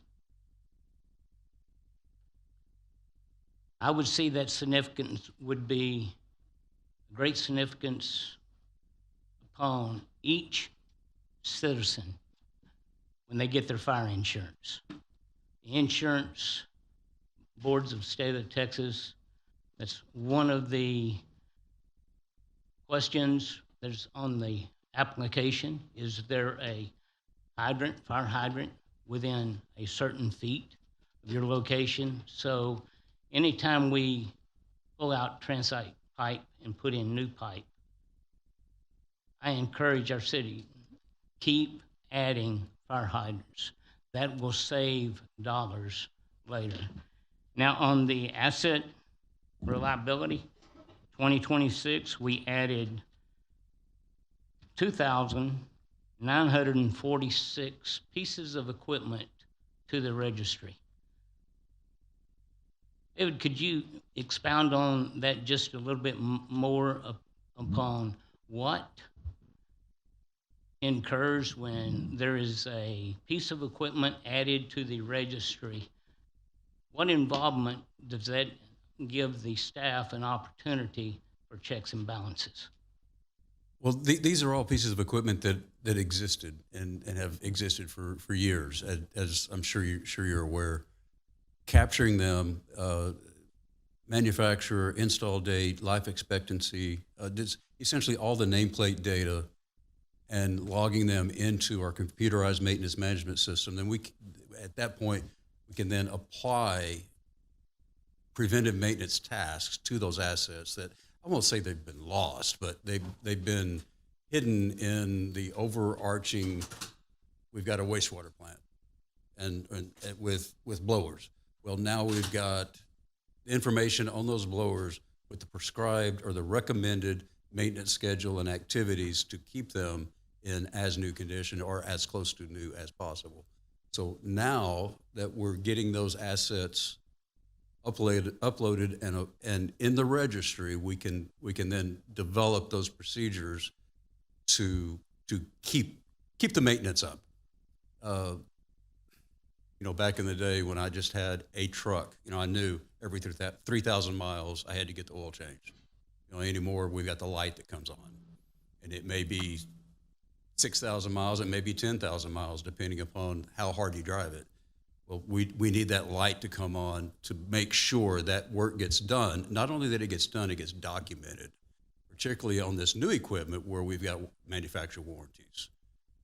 We've got to ensure that we get the new stuff in there as it comes on. So the significance of having that asset registry and all the assets in that registry is we're then able to effectively run an asset reliability program and give you quick assessment of where we're at.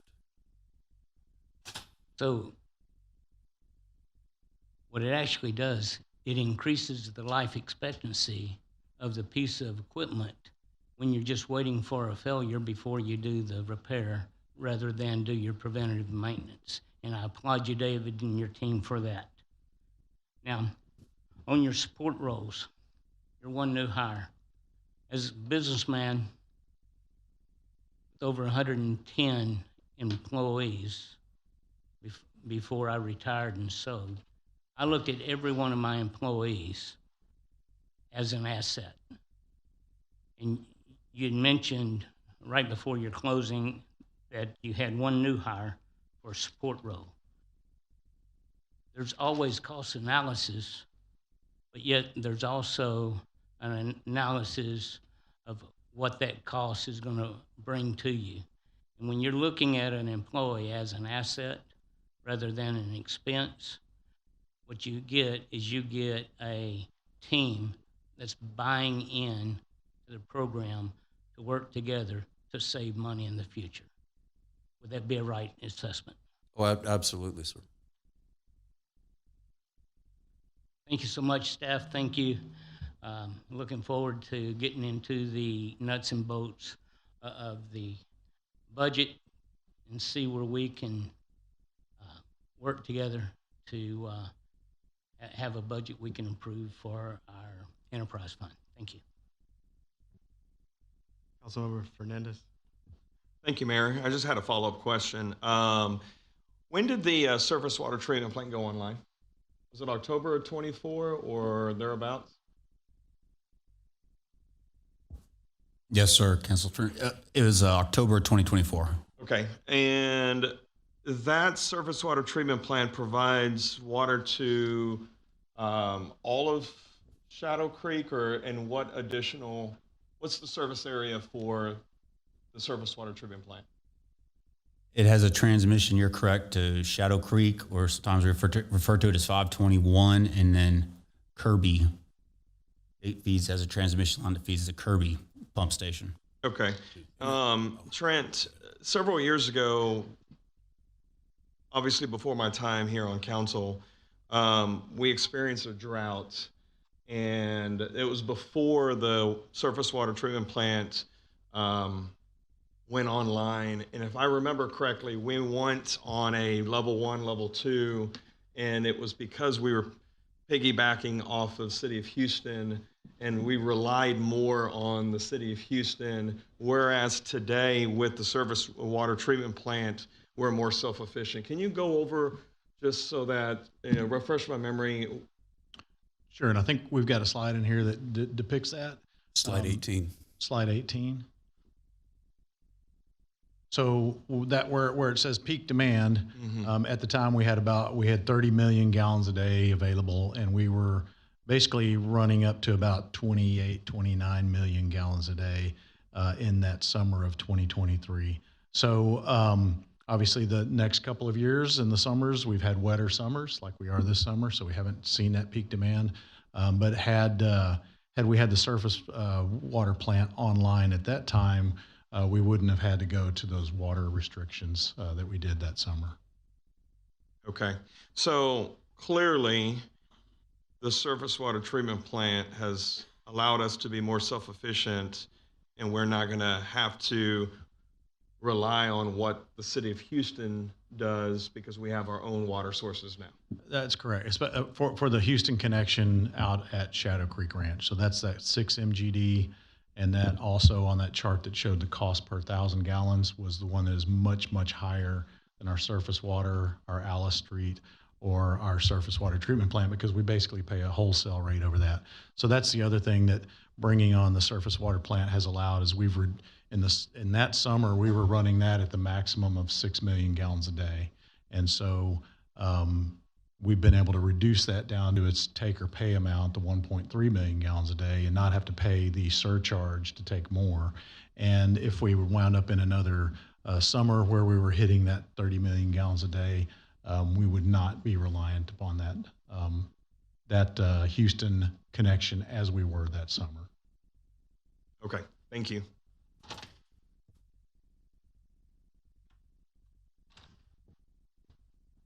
Could we go back to slide number 1?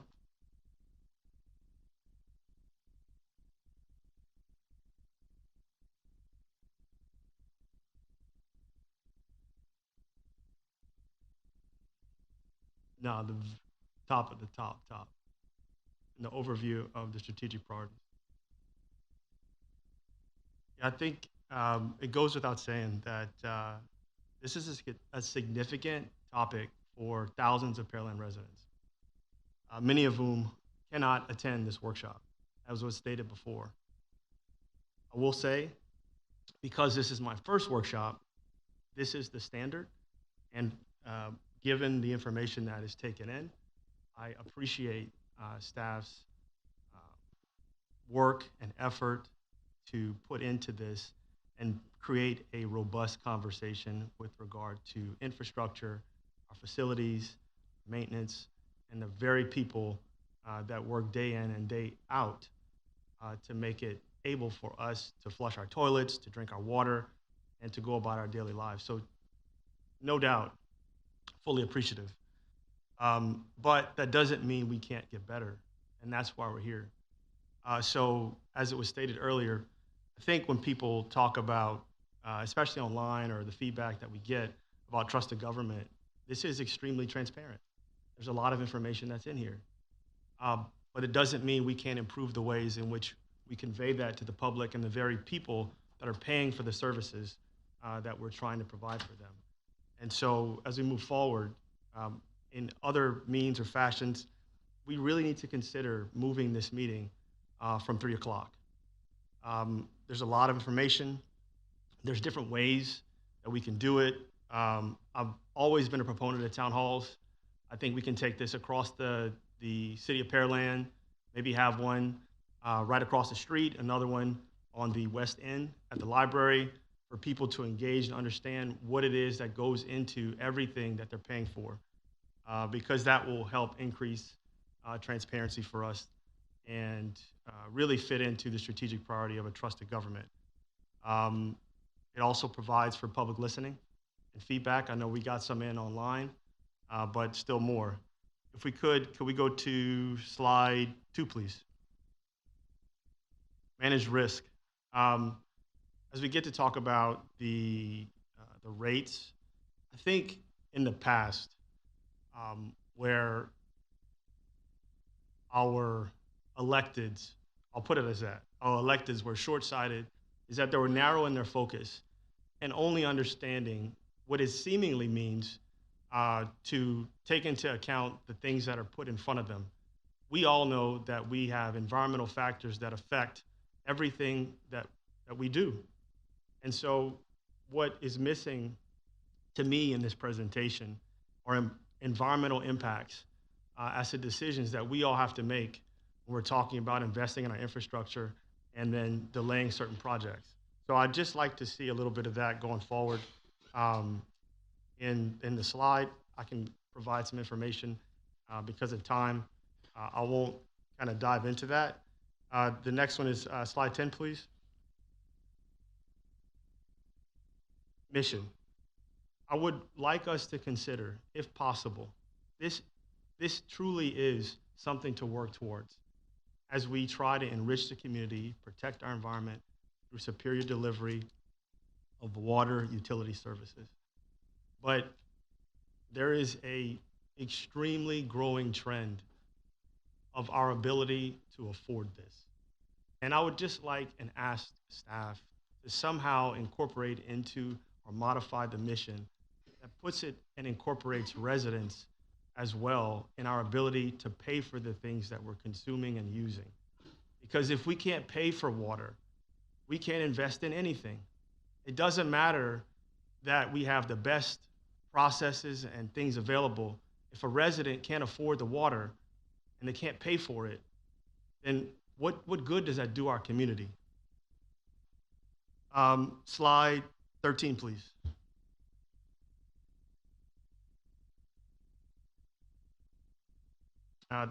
Maybe I missed it. It's the risk, the one with the risk analysis.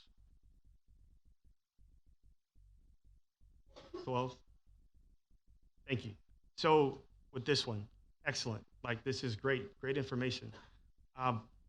What I would like to see, if possible, either footnoted these projects that are 1 through 6.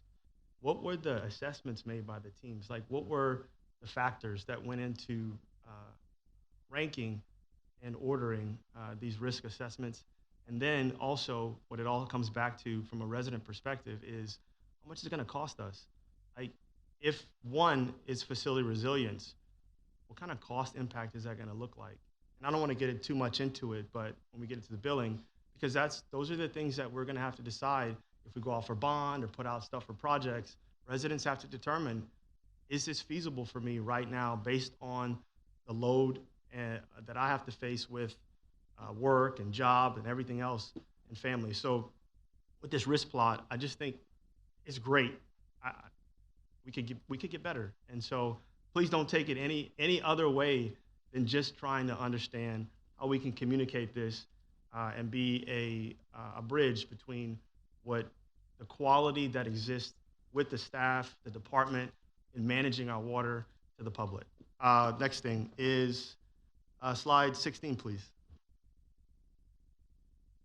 It was mentioned, but I would like to see, if possible, really understand where the water would be able to service, because it was mentioned like the new surface water treatment plant services an area of Pearland, and I think for some residents they may get probably confused a bit or need more information. If we built a multi-million-dollar facility, who is that used to service, and how is that going to benefit us? Because, for example, some of the areas that are highlighted, the one on McLean at 0.9, like, are those residents in those areas in need of additional water? Do they meet capacity? Those are questions that I think would really help us to understand how Pearland is positioning itself to secure water rights, secure water for the future of our residents. Let's see. Slide 21.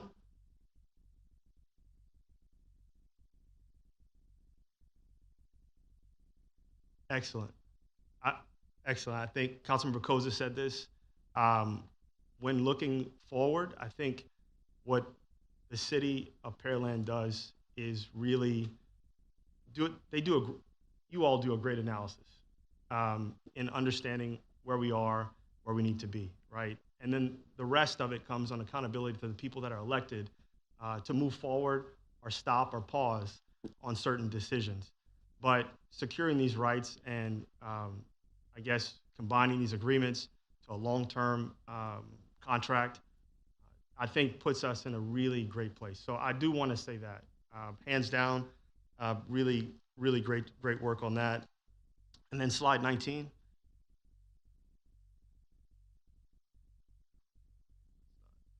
Maybe it was, so securing, Mr. Epperson, when you mentioned thresholds, I know we talked about it for wastewater treatment. Are there any thresholds for water? I believe, is it a gallons per capita per day peak demand that drives what we have to have for supply? So the TCEQ looks at your peak demands of the system, and that's what they want you to design towards. There's lots of gray in that. It's not as clear cut as wastewater. If you have a 5 MGD plant, at 75% of that capacity, you must begin design. And then at 90%, you must begin construction, and so that you'll be complete. So there's not anything that straightforward. There's a lot more gray in the water production. The biggest rules that they have on that is that you have sufficient storage capacity for firefighting, which I was visiting with the new chief just now about the ISO 1 rating that Pearland currently enjoys, and it goes to the insurance rates that the council mentioned earlier. But it's more around the storage capacity that you must have, and it is gallons per capita, and it's so that you have reserve and you have firefighting capacity. Thank you for that clarity. Slide 19.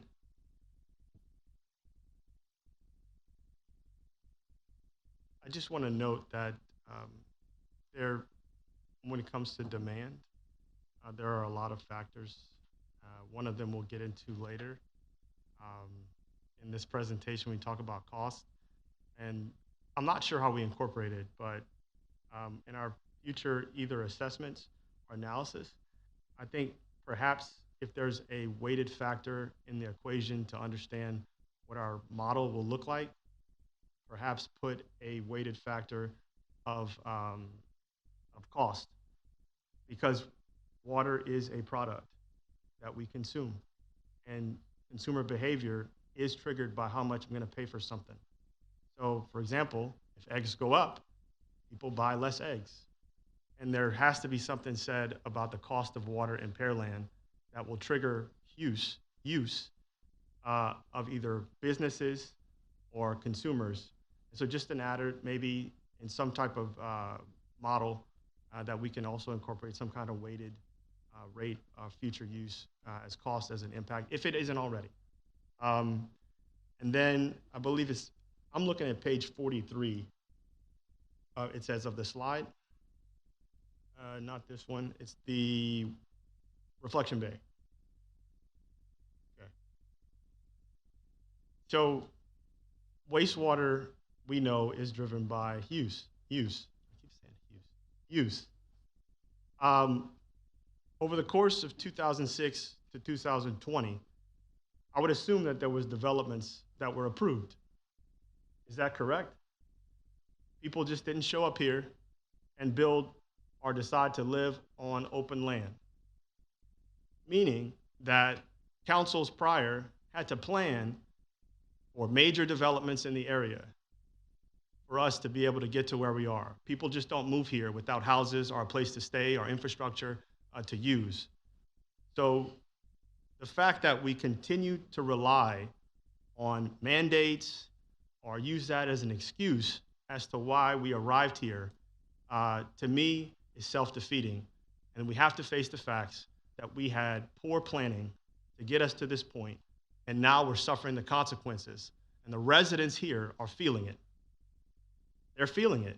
So to continue to put up this facade like we had nothing to do with that as a governing body, to me, is self-defeating.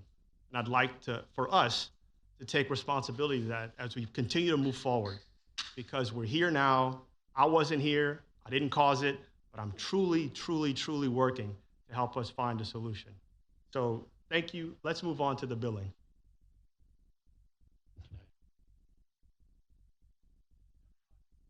We can move on to the billing. We can ask your questions later. Thank you. I didn't have a question.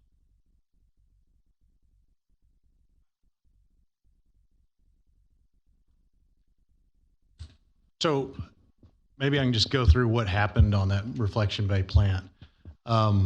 We were growing rapidly. We did hit the 75. We started the design work, and the design work takes a couple of years. That growth was really growing. It started to grow even faster. And so we did get that plant done, did not cost us anymore. for not having that done when we hit the 70 or hit the 90. And so, yes, we were going fast, but none of what was reflected there actually cost any more to get the plant done.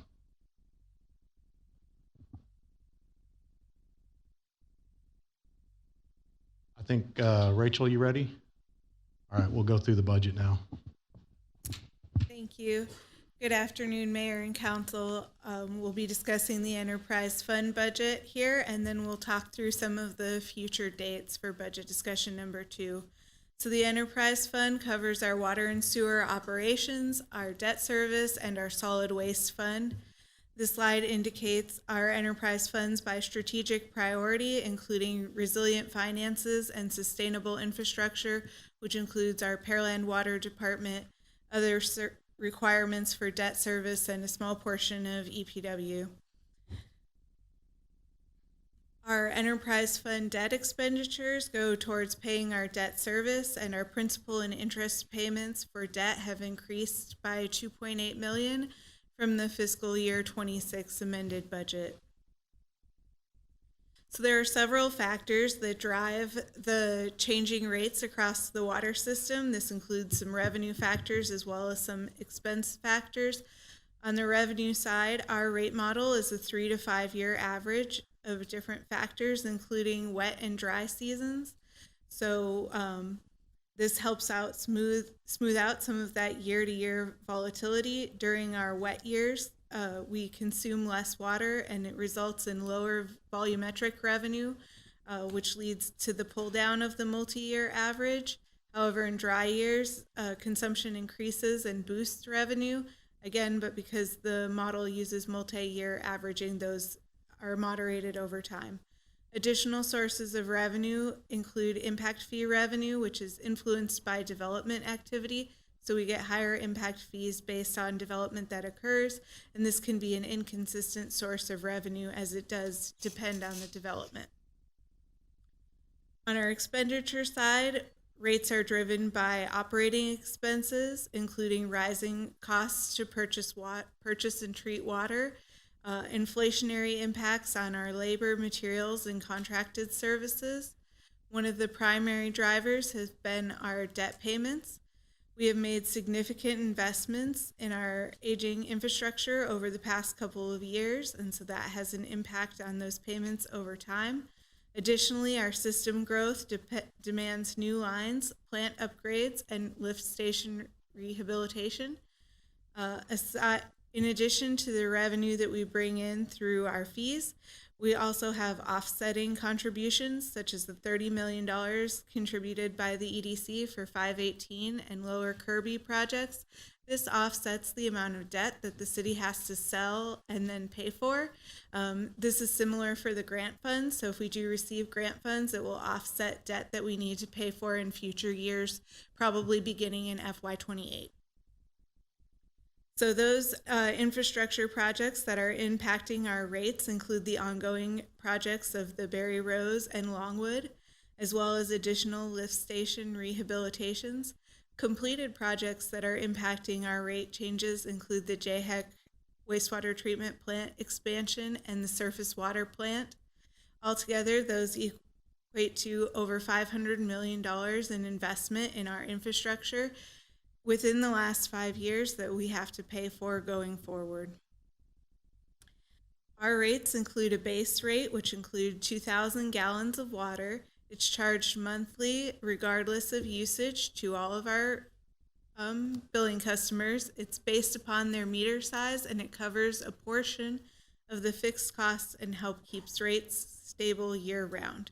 The volumetric rate is based on the amount of water used. Above 2,000 gallons, it uses tiered pricing to encourage efficient water use, and it does have a different rate structure compared to residential, commercial, and irrigation. And this volumetric rate also helps cover those fixed and variable costs.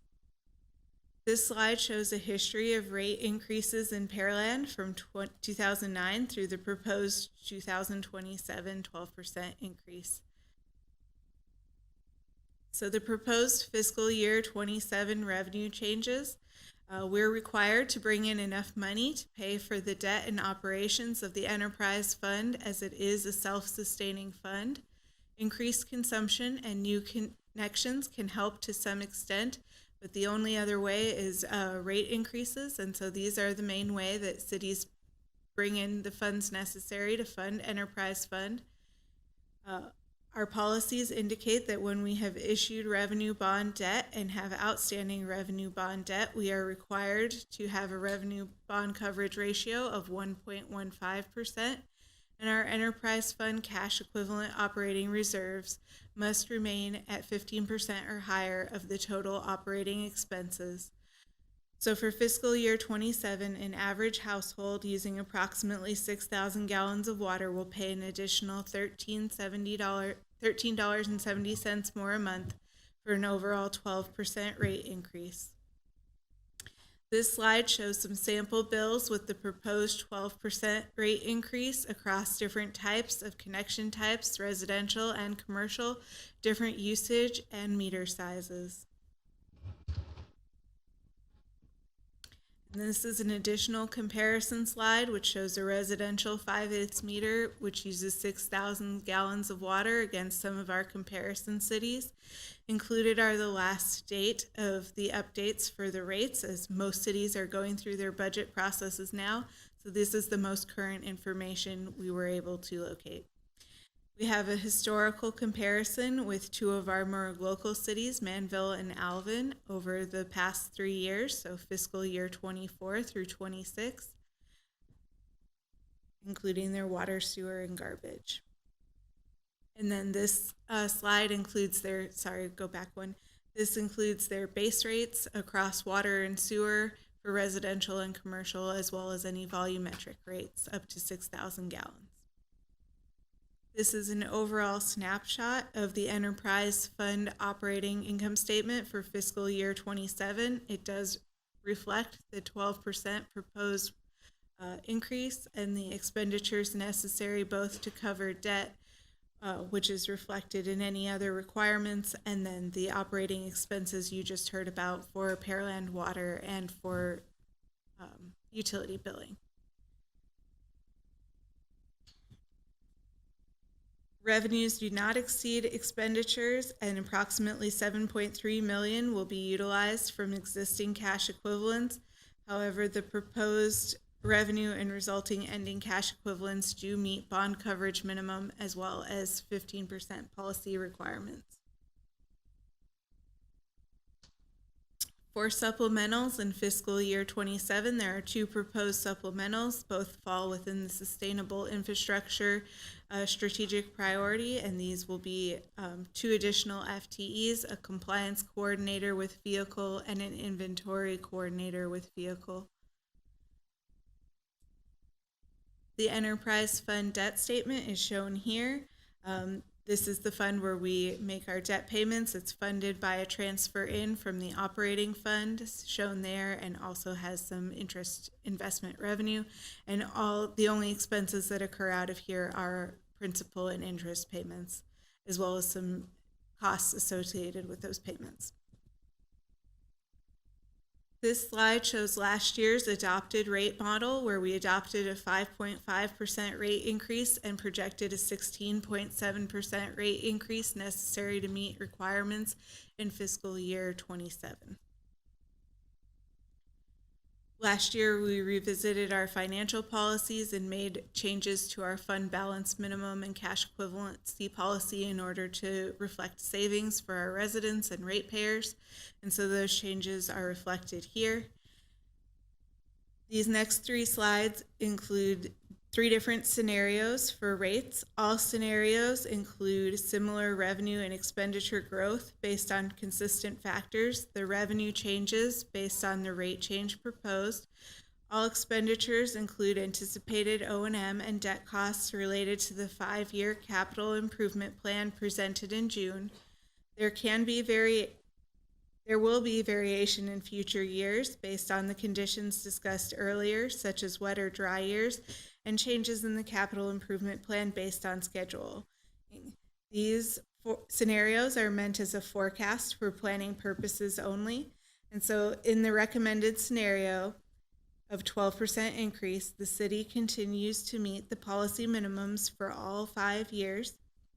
It requires rate increases of up to 13.5%, with the lowest potential rate increase in the future years being 3.2%. The second scenario is the minimum rate scenario, where the proposed fiscal year 27 increase is 9.9%, and the average resident would see an increase of $11.31 a month. And this reflects the lowest possible rate increase for fiscal year 27 and for the future years. And it does allow for all policy minimums to be met over the 5-year period. It results in a greater overall cumulative rate increase than the original recommended scenario. The final rate scenario is the descending rate scenario, where we do propose a 12% increase for fiscal year 27, but the increase is reduced consistently 2% over time. In this scenario, we do not meet policy minimums in all years. In fiscal year 28 and 29, as well as 30, the policy minimums are not met. This would require a change to our financial policies and would also likely result in a debt downgrade and a ratings downgrade, and so it would cost more for our debt issuances over time. We have modeled those 3 scenarios here, so those are the 3 scenarios next to each other. On the left is the annual increase by fiscal year, and the right indicates the cumulative rate increase over the life of the 5-year scenario. The recommended rate increase of 12% in green reflects the lowest cumulative rate increases, while the descending scenario results in the largest cumulative rate increase. All scenarios here reflect the ongoing operating and debt expenditures reflected in the 5-year CIP. However, even without any additional debt and freezing operating costs where they are, as well as revenue, we're required to increase rates over 20% over the next 2 years in order to pay for existing capital improvements that have already been made. This slide indicates the projected average monthly bill by scenario, both over time and the estimated increase per year. The next 2 slides show the different scenarios as compared to the fund balance minimum policy. While this slide shows simply that the minimum and recommended scenarios both continue to meet policy across the 5 years, the descending scenario does not. With that in mind, the second slide shows that the fund balance minimum and the dollar value associated with it, as well as the historical maximum fund balance variance, the variance that can reflect a decrease in revenue as well as unexpected expenditures, and this is an attempt to illustrate potential risk against the model. So these are our historical variances, and so you could see that against the fund balance policy minimum, and that's kind of what that cash equivalent or fund balance is meant to protect us against. So this just shows some of the potential risk of each of the 3 proposed plans. Finally, we have 2 extreme scenarios that are here for illustration only. There is bite the bullet, where we are essentially seeking to raise rates to meet the need over immediate need. And so that reflects a 25% increase in 27 and then a low increase just to basically match inflation over time, and kick the can, where we're anticipating meeting fund balance reserve policies in year 5, but not in any other year. Neither of these is recommended. They're here just to illustrate the different ways that changing rates can impact the model over time. In addition to our enterprise fund, we do have our solid waste fund. This is run in conjunction with Frontier Waste, and so there is a 3.8% rate increase recommended for 10/1/26 as tied to the Consumer Price Index and the table below. And so this shows the updated residential rates, both for current fiscal year 26 and proposed 27. Finally, we're happy to provide any additional information and make any changes. We will be coming back for our next budget workshop on August 10th for discussion of the general fund, and as well as August 24th before returning for budget adoption on September 14th.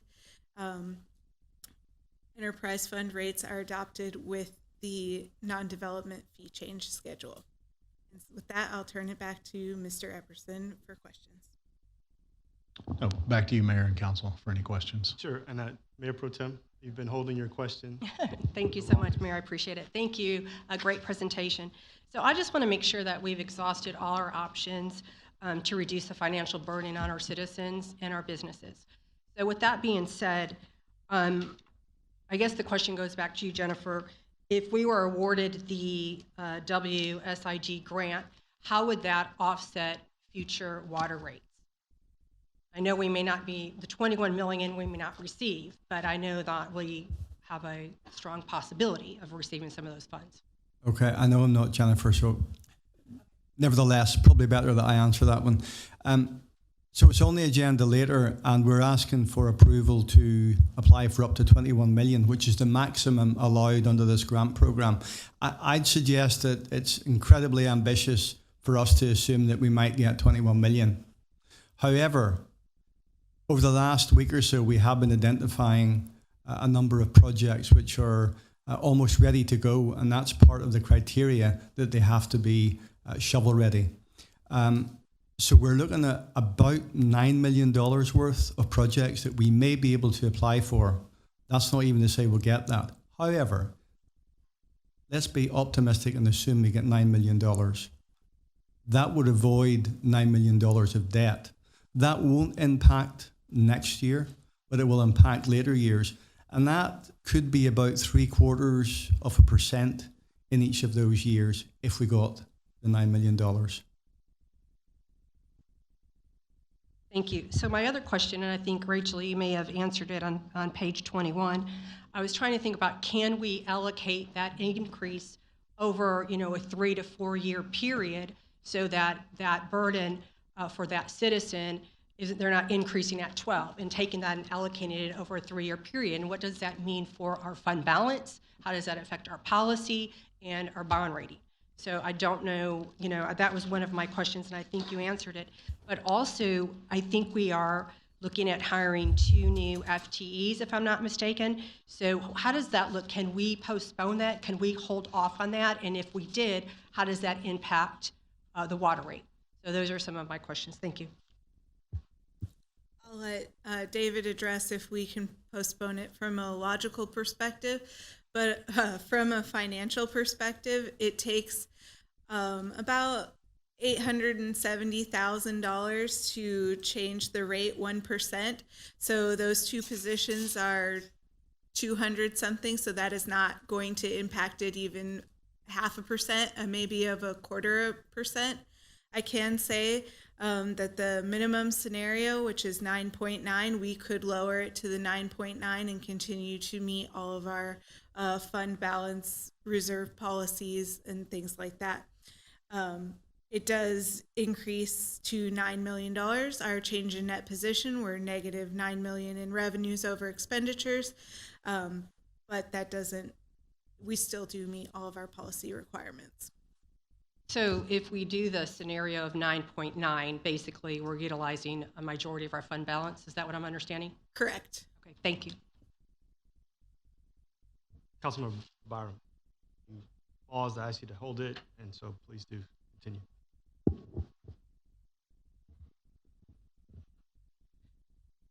Comment I wanted to make previously was discussing having the workshop at 3 o'clock and discussing these items and in reference to transparency and all those conversations, because that is a strategic priority for us. I want to make sure that the general public understands that prior to us making any decisions on these rates will be discussed in regular council meetings in the evening, in our 6:30 meetings. These are workshops. We don't make decisions here. We intake input, we give feedback, we get changes. But this conversation with the water rate, drivers of the water rate, tax rate in the future. That will all come up in our regular 6:30 council meeting. So I just wanted that to be clear for the general public. There's no effort by council or staff to try to not be transparent with the information and the content that we're providing. But we can't do everything in a 6:30 council meeting. So we have all kinds of workshops, 3 o'clock, 4 o'clock, joint sessions with planning and zoning. So I just wanted it to be clear, and you pointed it out on slide 31 of this part of the presentation, the next phases of this overall process, that there are dates that these additional conversations will come into play. So again, I wanted the public to know we will discuss this in the evening when you have the opportunity to join us. But I do understand the question to say, why do we do this in the middle of the day? And it is challenging. It's challenging for us to be here as well. But I wanted that to be clear. Questions that I had related to our rates in general. There are fixed drivers, and you put them up there. Slide 16, I think, is what showed some of these rates. And yeah, well, that would work, right? So what happens for the public to understand if we fail to meet our fund balance policies and we fail to meet our bond coverage ratio? What happens? And one thing that I think would be important for us to see as we have these conversations is there's a trade-off, right? If we don't set these rates at the responsible levels, and I believe we should set our rates at the lowest responsible level possible, but if we don't set them at the appropriate levels, there's going to be an offset on the bond, the debt service side. Correct me if I'm wrong, staff. So what does that look like? And I'll speak to that a little bit. So it's a bit of an unknown, but we did talk to our financial advisor, and he's pretty confident in the downgrade. We assumed that that would be about 0.5% on our future interest rates. And so we ran that as a model through 2061, what that additional interest would be. And, through 2061 on our future planned debt issuances, that's about $28 million in additional interest payments just on the water and sewer side. So that ranges anywhere between $300,000 and over $1 million annually that we estimate that might cost us, all other potential economic influences aside. So there's a rate of diminishing return that comes in there at some point. If we artificially deflate the rate, then we're going to have a potential credit. I'm summarizing to tell me if I'm thinking about this correctly.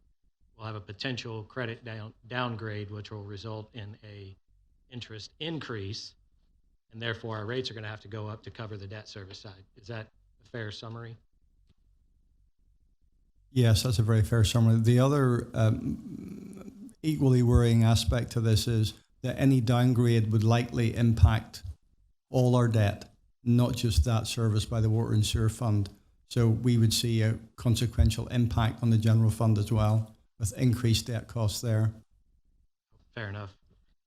My other question was, I understand that we all understand that there were decisions made prior to all of us being here that drove us to where we are today. If prior councils had not chosen to make these capital investments, what were the potential impacts? Like, what can the TCEQ do as far as leveraging penalties against us if we're not meeting their standards? So I think maybe a good example is what Houston's dealt with many times over, is that they've been under what's called an agreed order with TCEQ, which has forced them into spending, now they're larger than us, but spending billions of dollars in their water and wastewater systems for not meeting some of the TCEQ requirements, not having the capacity, not addressing overflows and things like that. Does the TCEQ have the ability to fine us if we don't meet their I requirements? believe they can fine us and then force us to go into an agreed order, which we would agree to spend basically the money that we have already planned for and manage to make sure we don't run afoul of the TCEQ. We'd just go into a mandatory agreement with them where we'd have to spend those dollars anyway.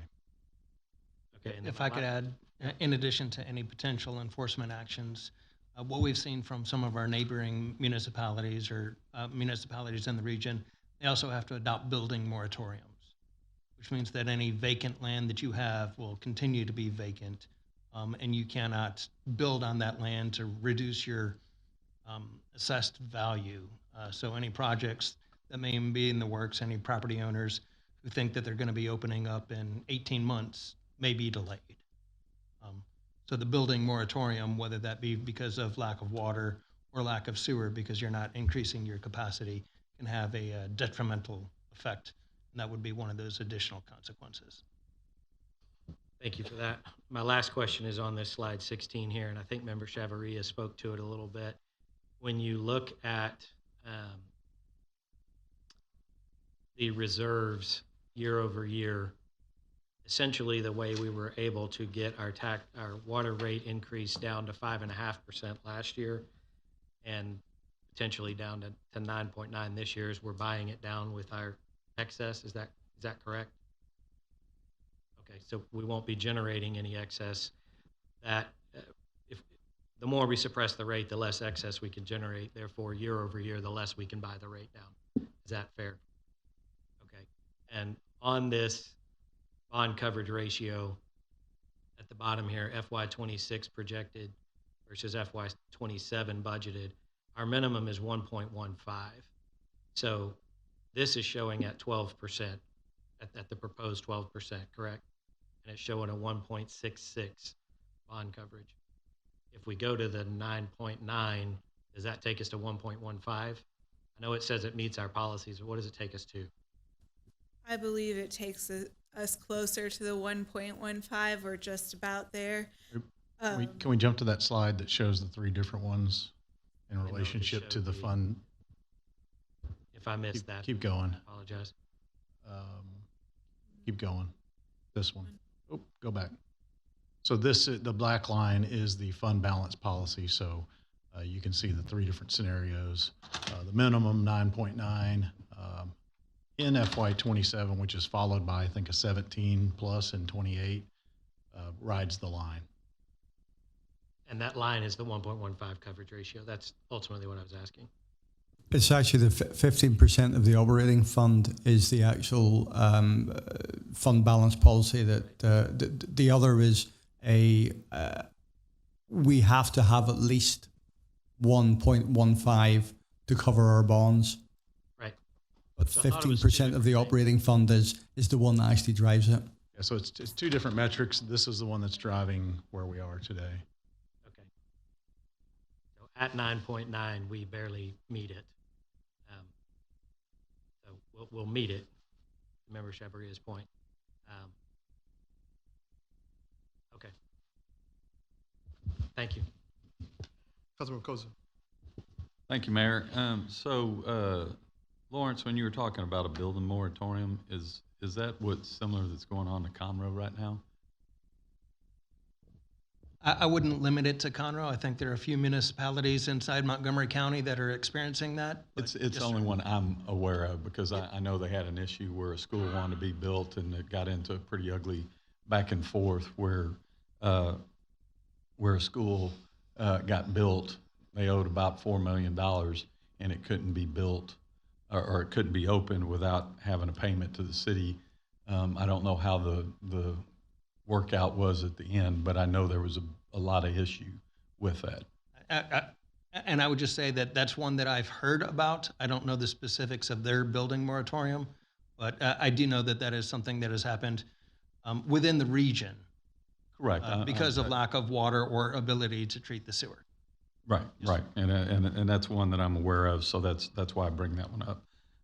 As far as the 9.9% increase, I think Member Byram and Member Chavarria pointed out, and I just want to make sure that puts us at the minimum that we can go to, keep our 15% reserve, and be okay with the bond ratings so that we're not downgraded or any negative impacts?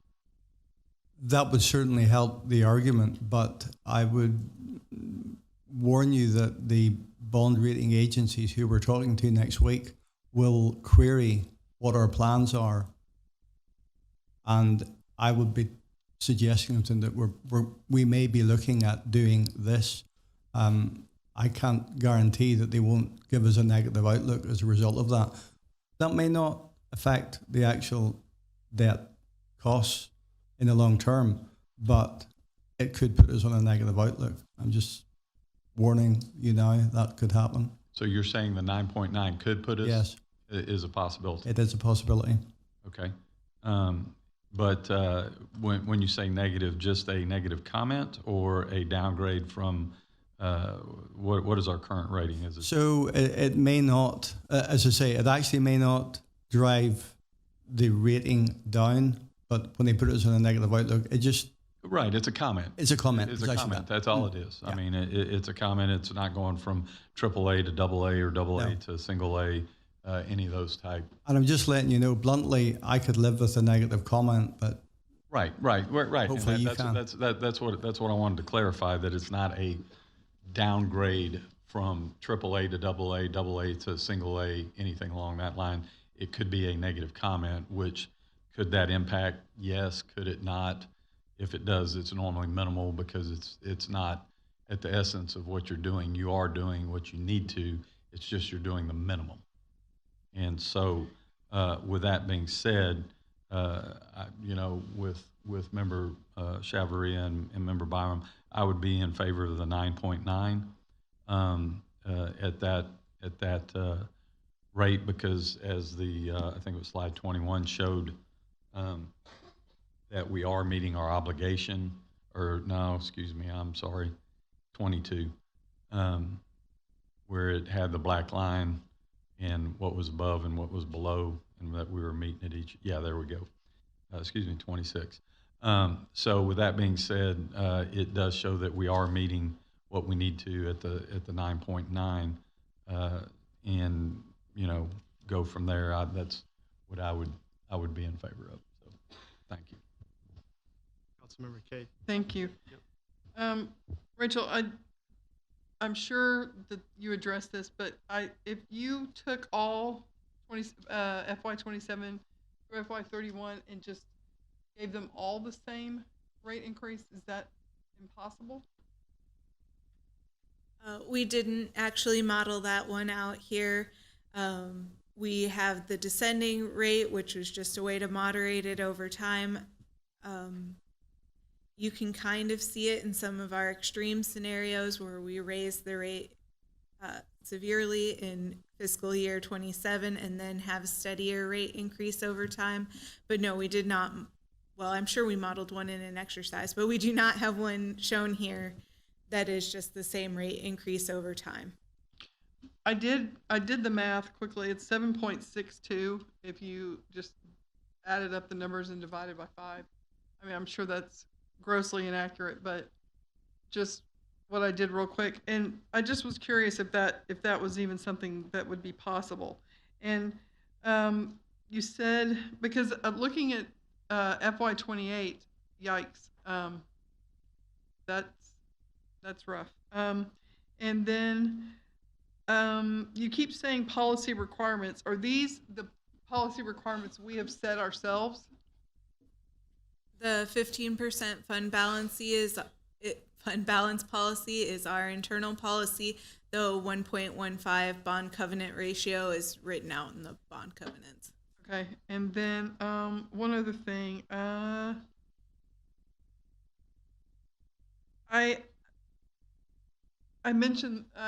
asked Trent about mentioning this. Is there some kind of, and I know it would have to be next year, but is there some kind of rate structure we could do differently for seniors in the future? Is that something we can talk about? So I think that would be something that we could look at in the future if there's a desire by the body to look at that in a future year. I think where we are this year, that would have to be built into the rate model. We'd have to look at how that impacts. Obviously, if you reduce the cost for somebody, then the cost It's goes gonna up go for up for others. So businesses. That's what I'm worried about. yeah, so I think if we got that direction, we would look at that. Everybody. All right, thank you.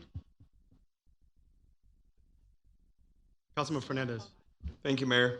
I guess my comments is I'm concerned about if we were to tap into the reserve or the fund balance minimums, it's going to affect our rates like it's been mentioned.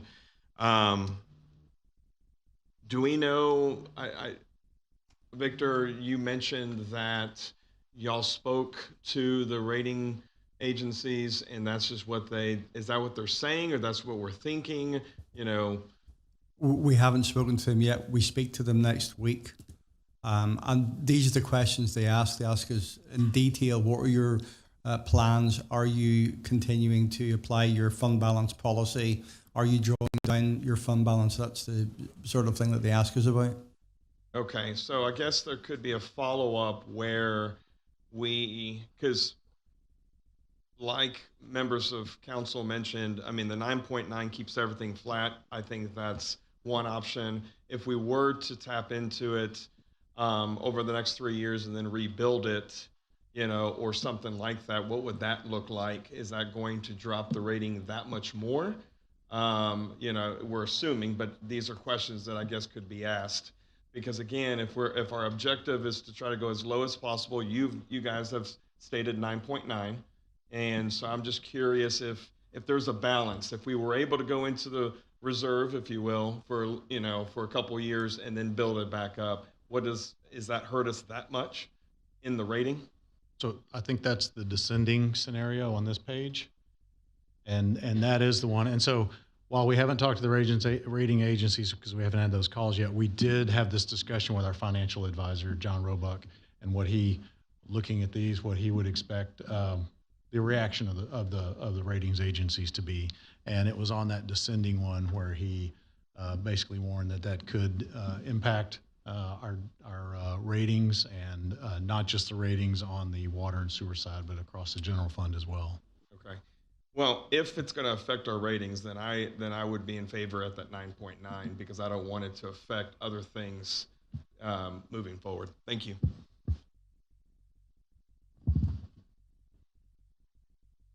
Mayor Pro Tem Chavarria. Thank you, Mayor. So I also I'm in favor of the 9.9, but I also would like staff to revisit the 2 FTEs. And then how does that impact budget with the 9.9? So David, could you walk us through the purpose and need for those 2 FTEs? Can we jump to that slide?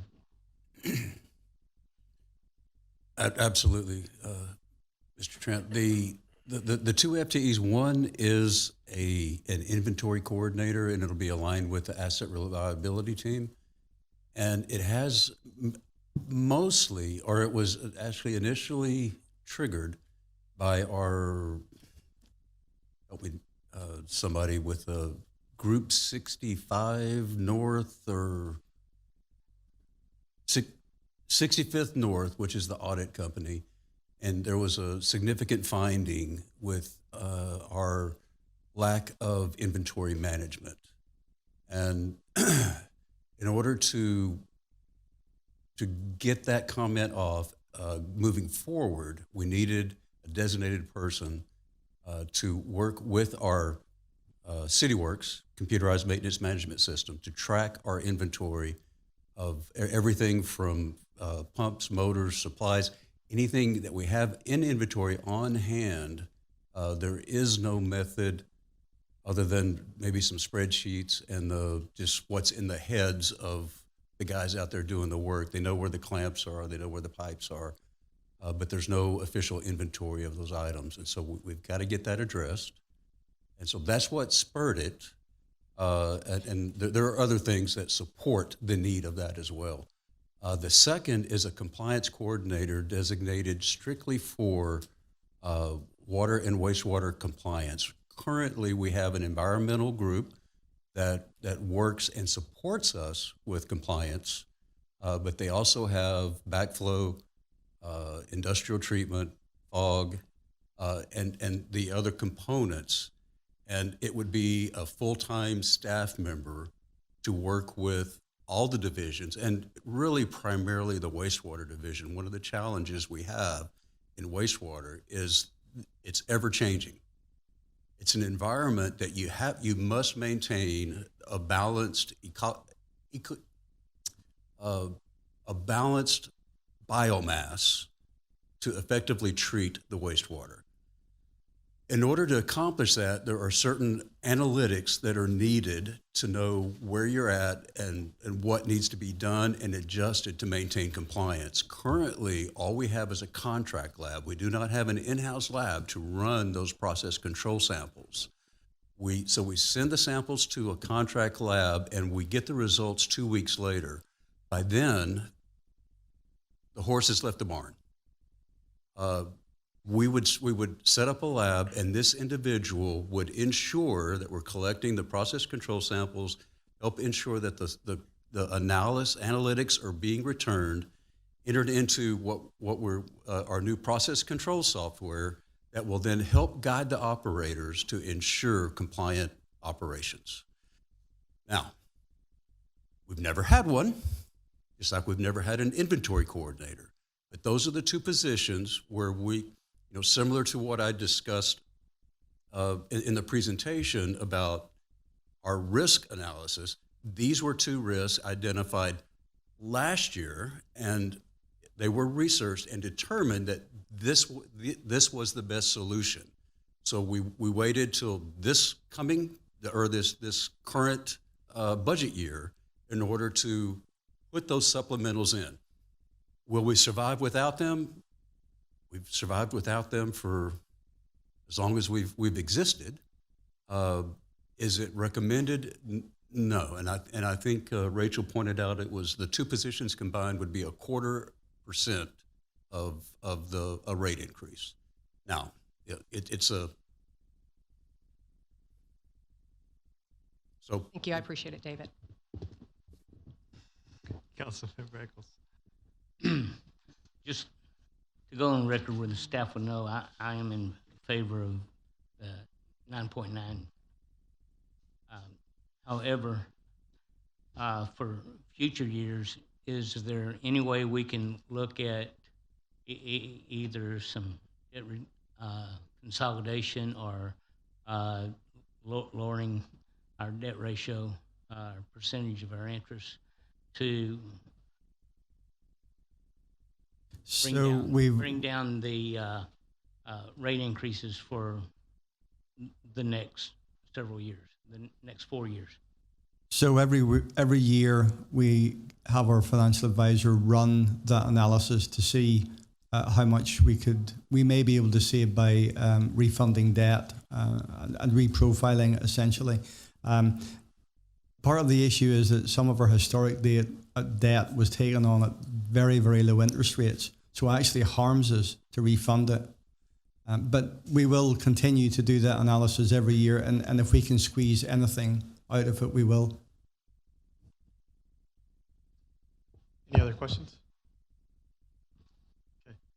So I know I don't technically have a vote, but it's been passed that or said that we're looking at 9.9 increase as opposed to the staff recommended 12%. I would urge my colleagues to really consider holding rates given the nature of where we are in our society. It's as if nothing has happened in the past 3 to 4 years outside of how we're operating. We just had major federal legislation in the big, beautiful bill where now taxpayers, especially those, many of them in our communities who are having children go off to college, have more burdens in what they have to pay versus student loans and debt. Insurance rates are going up. These are added bills for all of our residents. I understand how important it is for us to maintain our debt rating. However, I think this is just a delayed, keep it on that slide, by the way, thank you. This is just what we're experiencing are the delayed effects of how and why we arrived at this particular situation with our enterprise fund and the assets and the different debt and the structure that we've taken on. I would just ask, again, it doesn't hurt my feelings, but the terminology used on this particular slide, I would just ask that staff be a little bit more thoughtful for some of the residents as opposed to the terms where it's bite the bullet, kick the can. There are many residents, many of whom I've spoken to directly. We've gotten some feedback that they are running their ACs at 77, 78, working 2 and 3 jobs, and then the increase on a water bill can heavily determine which bills they decide to pay. We know that the cost of childcare is going up. So all of these things, I think, really should be taken into consideration when we talk about water, which is something none of us can live without. None of us. It is a required fee that we have to pay. So I heard it was mentioned that I know these investments came on, and the requirements as far as rate increases to maintain our credit rating. I would ask council to not weigh so heavily on our credit rating and our borrowing ability because there are things in the future that we could look to do and expand so that the cost of what we're trying to do isn't fully felt by the residents and can be passed along to future developments, future water users, so that the stress of this rating downgrade, I know it sounds bad because none of us want bad credit, but we just, I think, should really consider, instead of kicking the can, as better assessing where we are today versus where we were yesterday. Every situation changes. Every year, the scenarios and the things that impact our bills and what we pay our water, this is what we're deciding when we sit here as a body trying to understand how we should increase rates or make decisions for our residents. So I really just want us to fully understand what I believe residents are telling us, that they are feeling it. And significant increases, 9, 10, 12%, it's impactful. I'm not saying that next year we won't have to incur this burden to pay these rates, but what it can do is give us as a community, as a city, an opportunity to communicate that to the people that are utilizing this water and to help them better plan for their own lives. For the next year, we can roll out a campaign of communication to make sure that people really understand so that they can plan accordingly to make adjustments to better understand the decisions we've made to help make their lives better when it comes with water and wastewater treatment. So those are my comments. I just wanted to make sure that they were here. You heard from my fellow colleagues up here about their recommendations for the 9%, but I would just ask, even in the next meeting, if it's possible, to see what the impact would be if we hold our rates. That's all I have. Any other questions or comments, Mayor Pro Tem? Thank you, Mayor. So can we have the scenario of the 5.5 and then have that discussion with our financial advisor of what that would look like as far as bond ratings? So say that again. 5.1 or Can we have this? 5.1 as we increased last year, or hold the rates where they are today? So that would be a 0% increase. We can share that in our memo that we go to 0, we'll have $134,000. So we will have not only ratings impacts, but we will have next to no cash. yeah. So we will have exhausted our fund balance. So if this were a private business, we would be going bankrupt the following year. And then there was another question. Thank you for saying that. Okay, so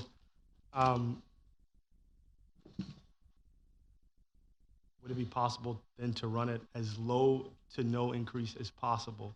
And then the question about the policy, I think the 15%, I heard it, but I wanted to make sure it was clear that policy was self-imposed in addition to another requirement. Was that correct?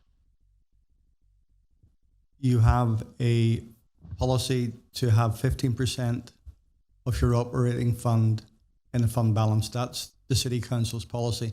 There's a separate requirement for existing water and sewer revenue bonds. We no longer issue those. So these are for older debt that we still carry to have the 1.15 coverage. But as I say, the controlling factor is the 15% fund balance. So council could theoretically vote, I think it was in here, to lower the threshold as far as us making that decision. Yes, you could. That is a tool that we have. That's a tool, but it would impact our bond ratings. Correct. And I think, asking for a minimal increase is really what's shown on the screen here today, or here in the screen in the kick the can. If we ran that down to a 3% for FY27, we're looking at 22, 7, and 3, and 11.5 over the next 4 years. And we basically bankrupted the system to where in 27 we'd have a 5% fund balance, and we would have 0 fund balance to deal with any emergencies, any contingencies, or anything for the next 3 years before we bring it back to 15% 5 years from now. Is there a scenario that shows where it would not go bankrupt? Like as little as possible? I see you have. I think if we go back to that, to the 12% descending, that's what that is. And there's no model. No, for its balance. is there the graph? So go to the graphs for this. One more. One more. Well, you just had it. Go forward, right here. So here, the orange, the descending, would have a 12% increase in FY27, and then you can see we drop below the 15% fund balance policy for 3 years before we get back up to it in year 5. No, but my point is, you showed an extreme in one graph, and this is a more relaxed. How can you get it as close as possible without bankrupting the system? That's the ask. I would say this is that. But this does not account for increased debt payments it's not about a credit rating, it's about the interest rates we get charged on our bonds if our credit rating changes. Correct. This doesn't account for what our increased debt payments would be, because we don't know that. Correct. And we won't know that. At a minimum, we'll know that hypothetically from Roebuck in your conversation next week, but we don't really know what that impact would be. Well, that should be brought back when we go to end discussion. So, I Correct. mean, we'll have another shot to be able to talk about it. But I mean, basically at the 9.9, we have consensus. It shows that's what we're doing that's most fiscally responsible. Going anything beneath that, all we're going to do is be a detriment to what we do. I think when we use terms as most fiscally responsible, it's all relative. So, but I do understand that council has made an indication that the majority of people up here want to proceed with a 9.9. I believe so. Mayor, Yes. I wanted to ask just, Rachel, is there any way to look at what it would be like if it was a more balanced rate increase across through FY31? So we tried it at 10% a year, and that did not work. So the descending was the compromise, where it starts at 12 and it goes down, but we did not find a percentage that would be consistent over all 5 years and still meet policy requirements. So because of the variable needs of the system, I don't think such a rate exists. But if you do this descending scenario, you do drop below policy. It actually has, I think, one of the higher cumulative rate increases over time. If you do the 9.9 over time, it's only 0.3% higher than the recommended 12. It just has more rate volatility year over year. So going from 9 to potential 17.5 and then dropping down into the 4 and 3 range. So just for clarity, because we can run more scenarios if that is the wish of the council, is there a consensus, however, for us to look at the fund balance? I haven't heard it yet. I think the consensus is on the 9.9 and not looking at the fund balance, exposing us from a rating standpoint. And just to address why a kind of a flatter rate over time doesn't really manifest in something that works, is that in FY 27 and 28 we're still taking on significant debt to complete the Barry Rose project, and then after that our debt sales really moderate and drop significantly. So then in those outer years we see the smaller rate increases. And I think this is key. The bottom right hand piece of this, showing the cumulative effects of the different scenarios over the 5 years. The recommended is at 38.1. The minimum 9.9 is just slightly higher than that. But then, you know, as you do the descending, or really kind of as you push things further into the future, by not adopting rate increases that support the minimum fund balance, that just gets higher and higher. So that's at 40.3 over the 5 years. That's provided we have no solutions in working to figure out other ways to make this work, correct? That's his current state and information we have today, correct? That's all you can go by. Yes. That's based on current assumptions. Correct, exactly. And there, I don't foresee in the next 5 years that there's any major changes that'll drive our revenues to make any, especially in the first 2 years of this. Yeah. Is where the greatest rate pressure is, there's nothing that's going to change significantly to move the needle. Nope, not disagree. Okay. Any other questions? Nope. All right. So just want to real quick keep it there. So if you could just keep that up real quick, because I know we talked about a lot of different things. Could staff just reiterate this before we close out and move on? The dates? Just for the general public. Sure. So on August 4th, we'll have our full proposed budget filed. It'll be available online, and there will be hard copies in libraries and in the city secretary's office. August 10th will be our budget discussion number 3, which will primarily be focused on our property tax-backed funds, our general fund and our debt service fund. We'll have budget discussion number 4 on August 24th, which can cover any fund you would like. We'll be back on September 14th for the first reading of budget adoption, our property tax rate, and any fee changes, which include our development and non-development fees, where our water rate increases will be. I appreciate it. Thank you for that. No problem. Okay. And seeing there are no additional new items for new business, I'd like to adjourn the meeting at 5:51.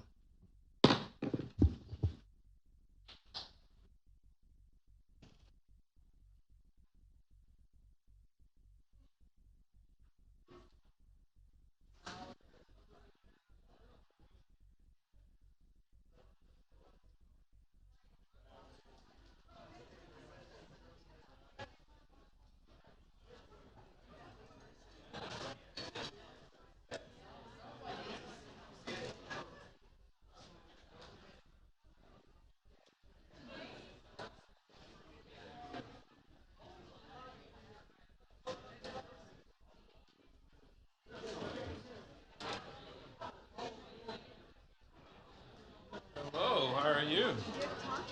Oh, appreciate it. Thank you so much. All right, that's something.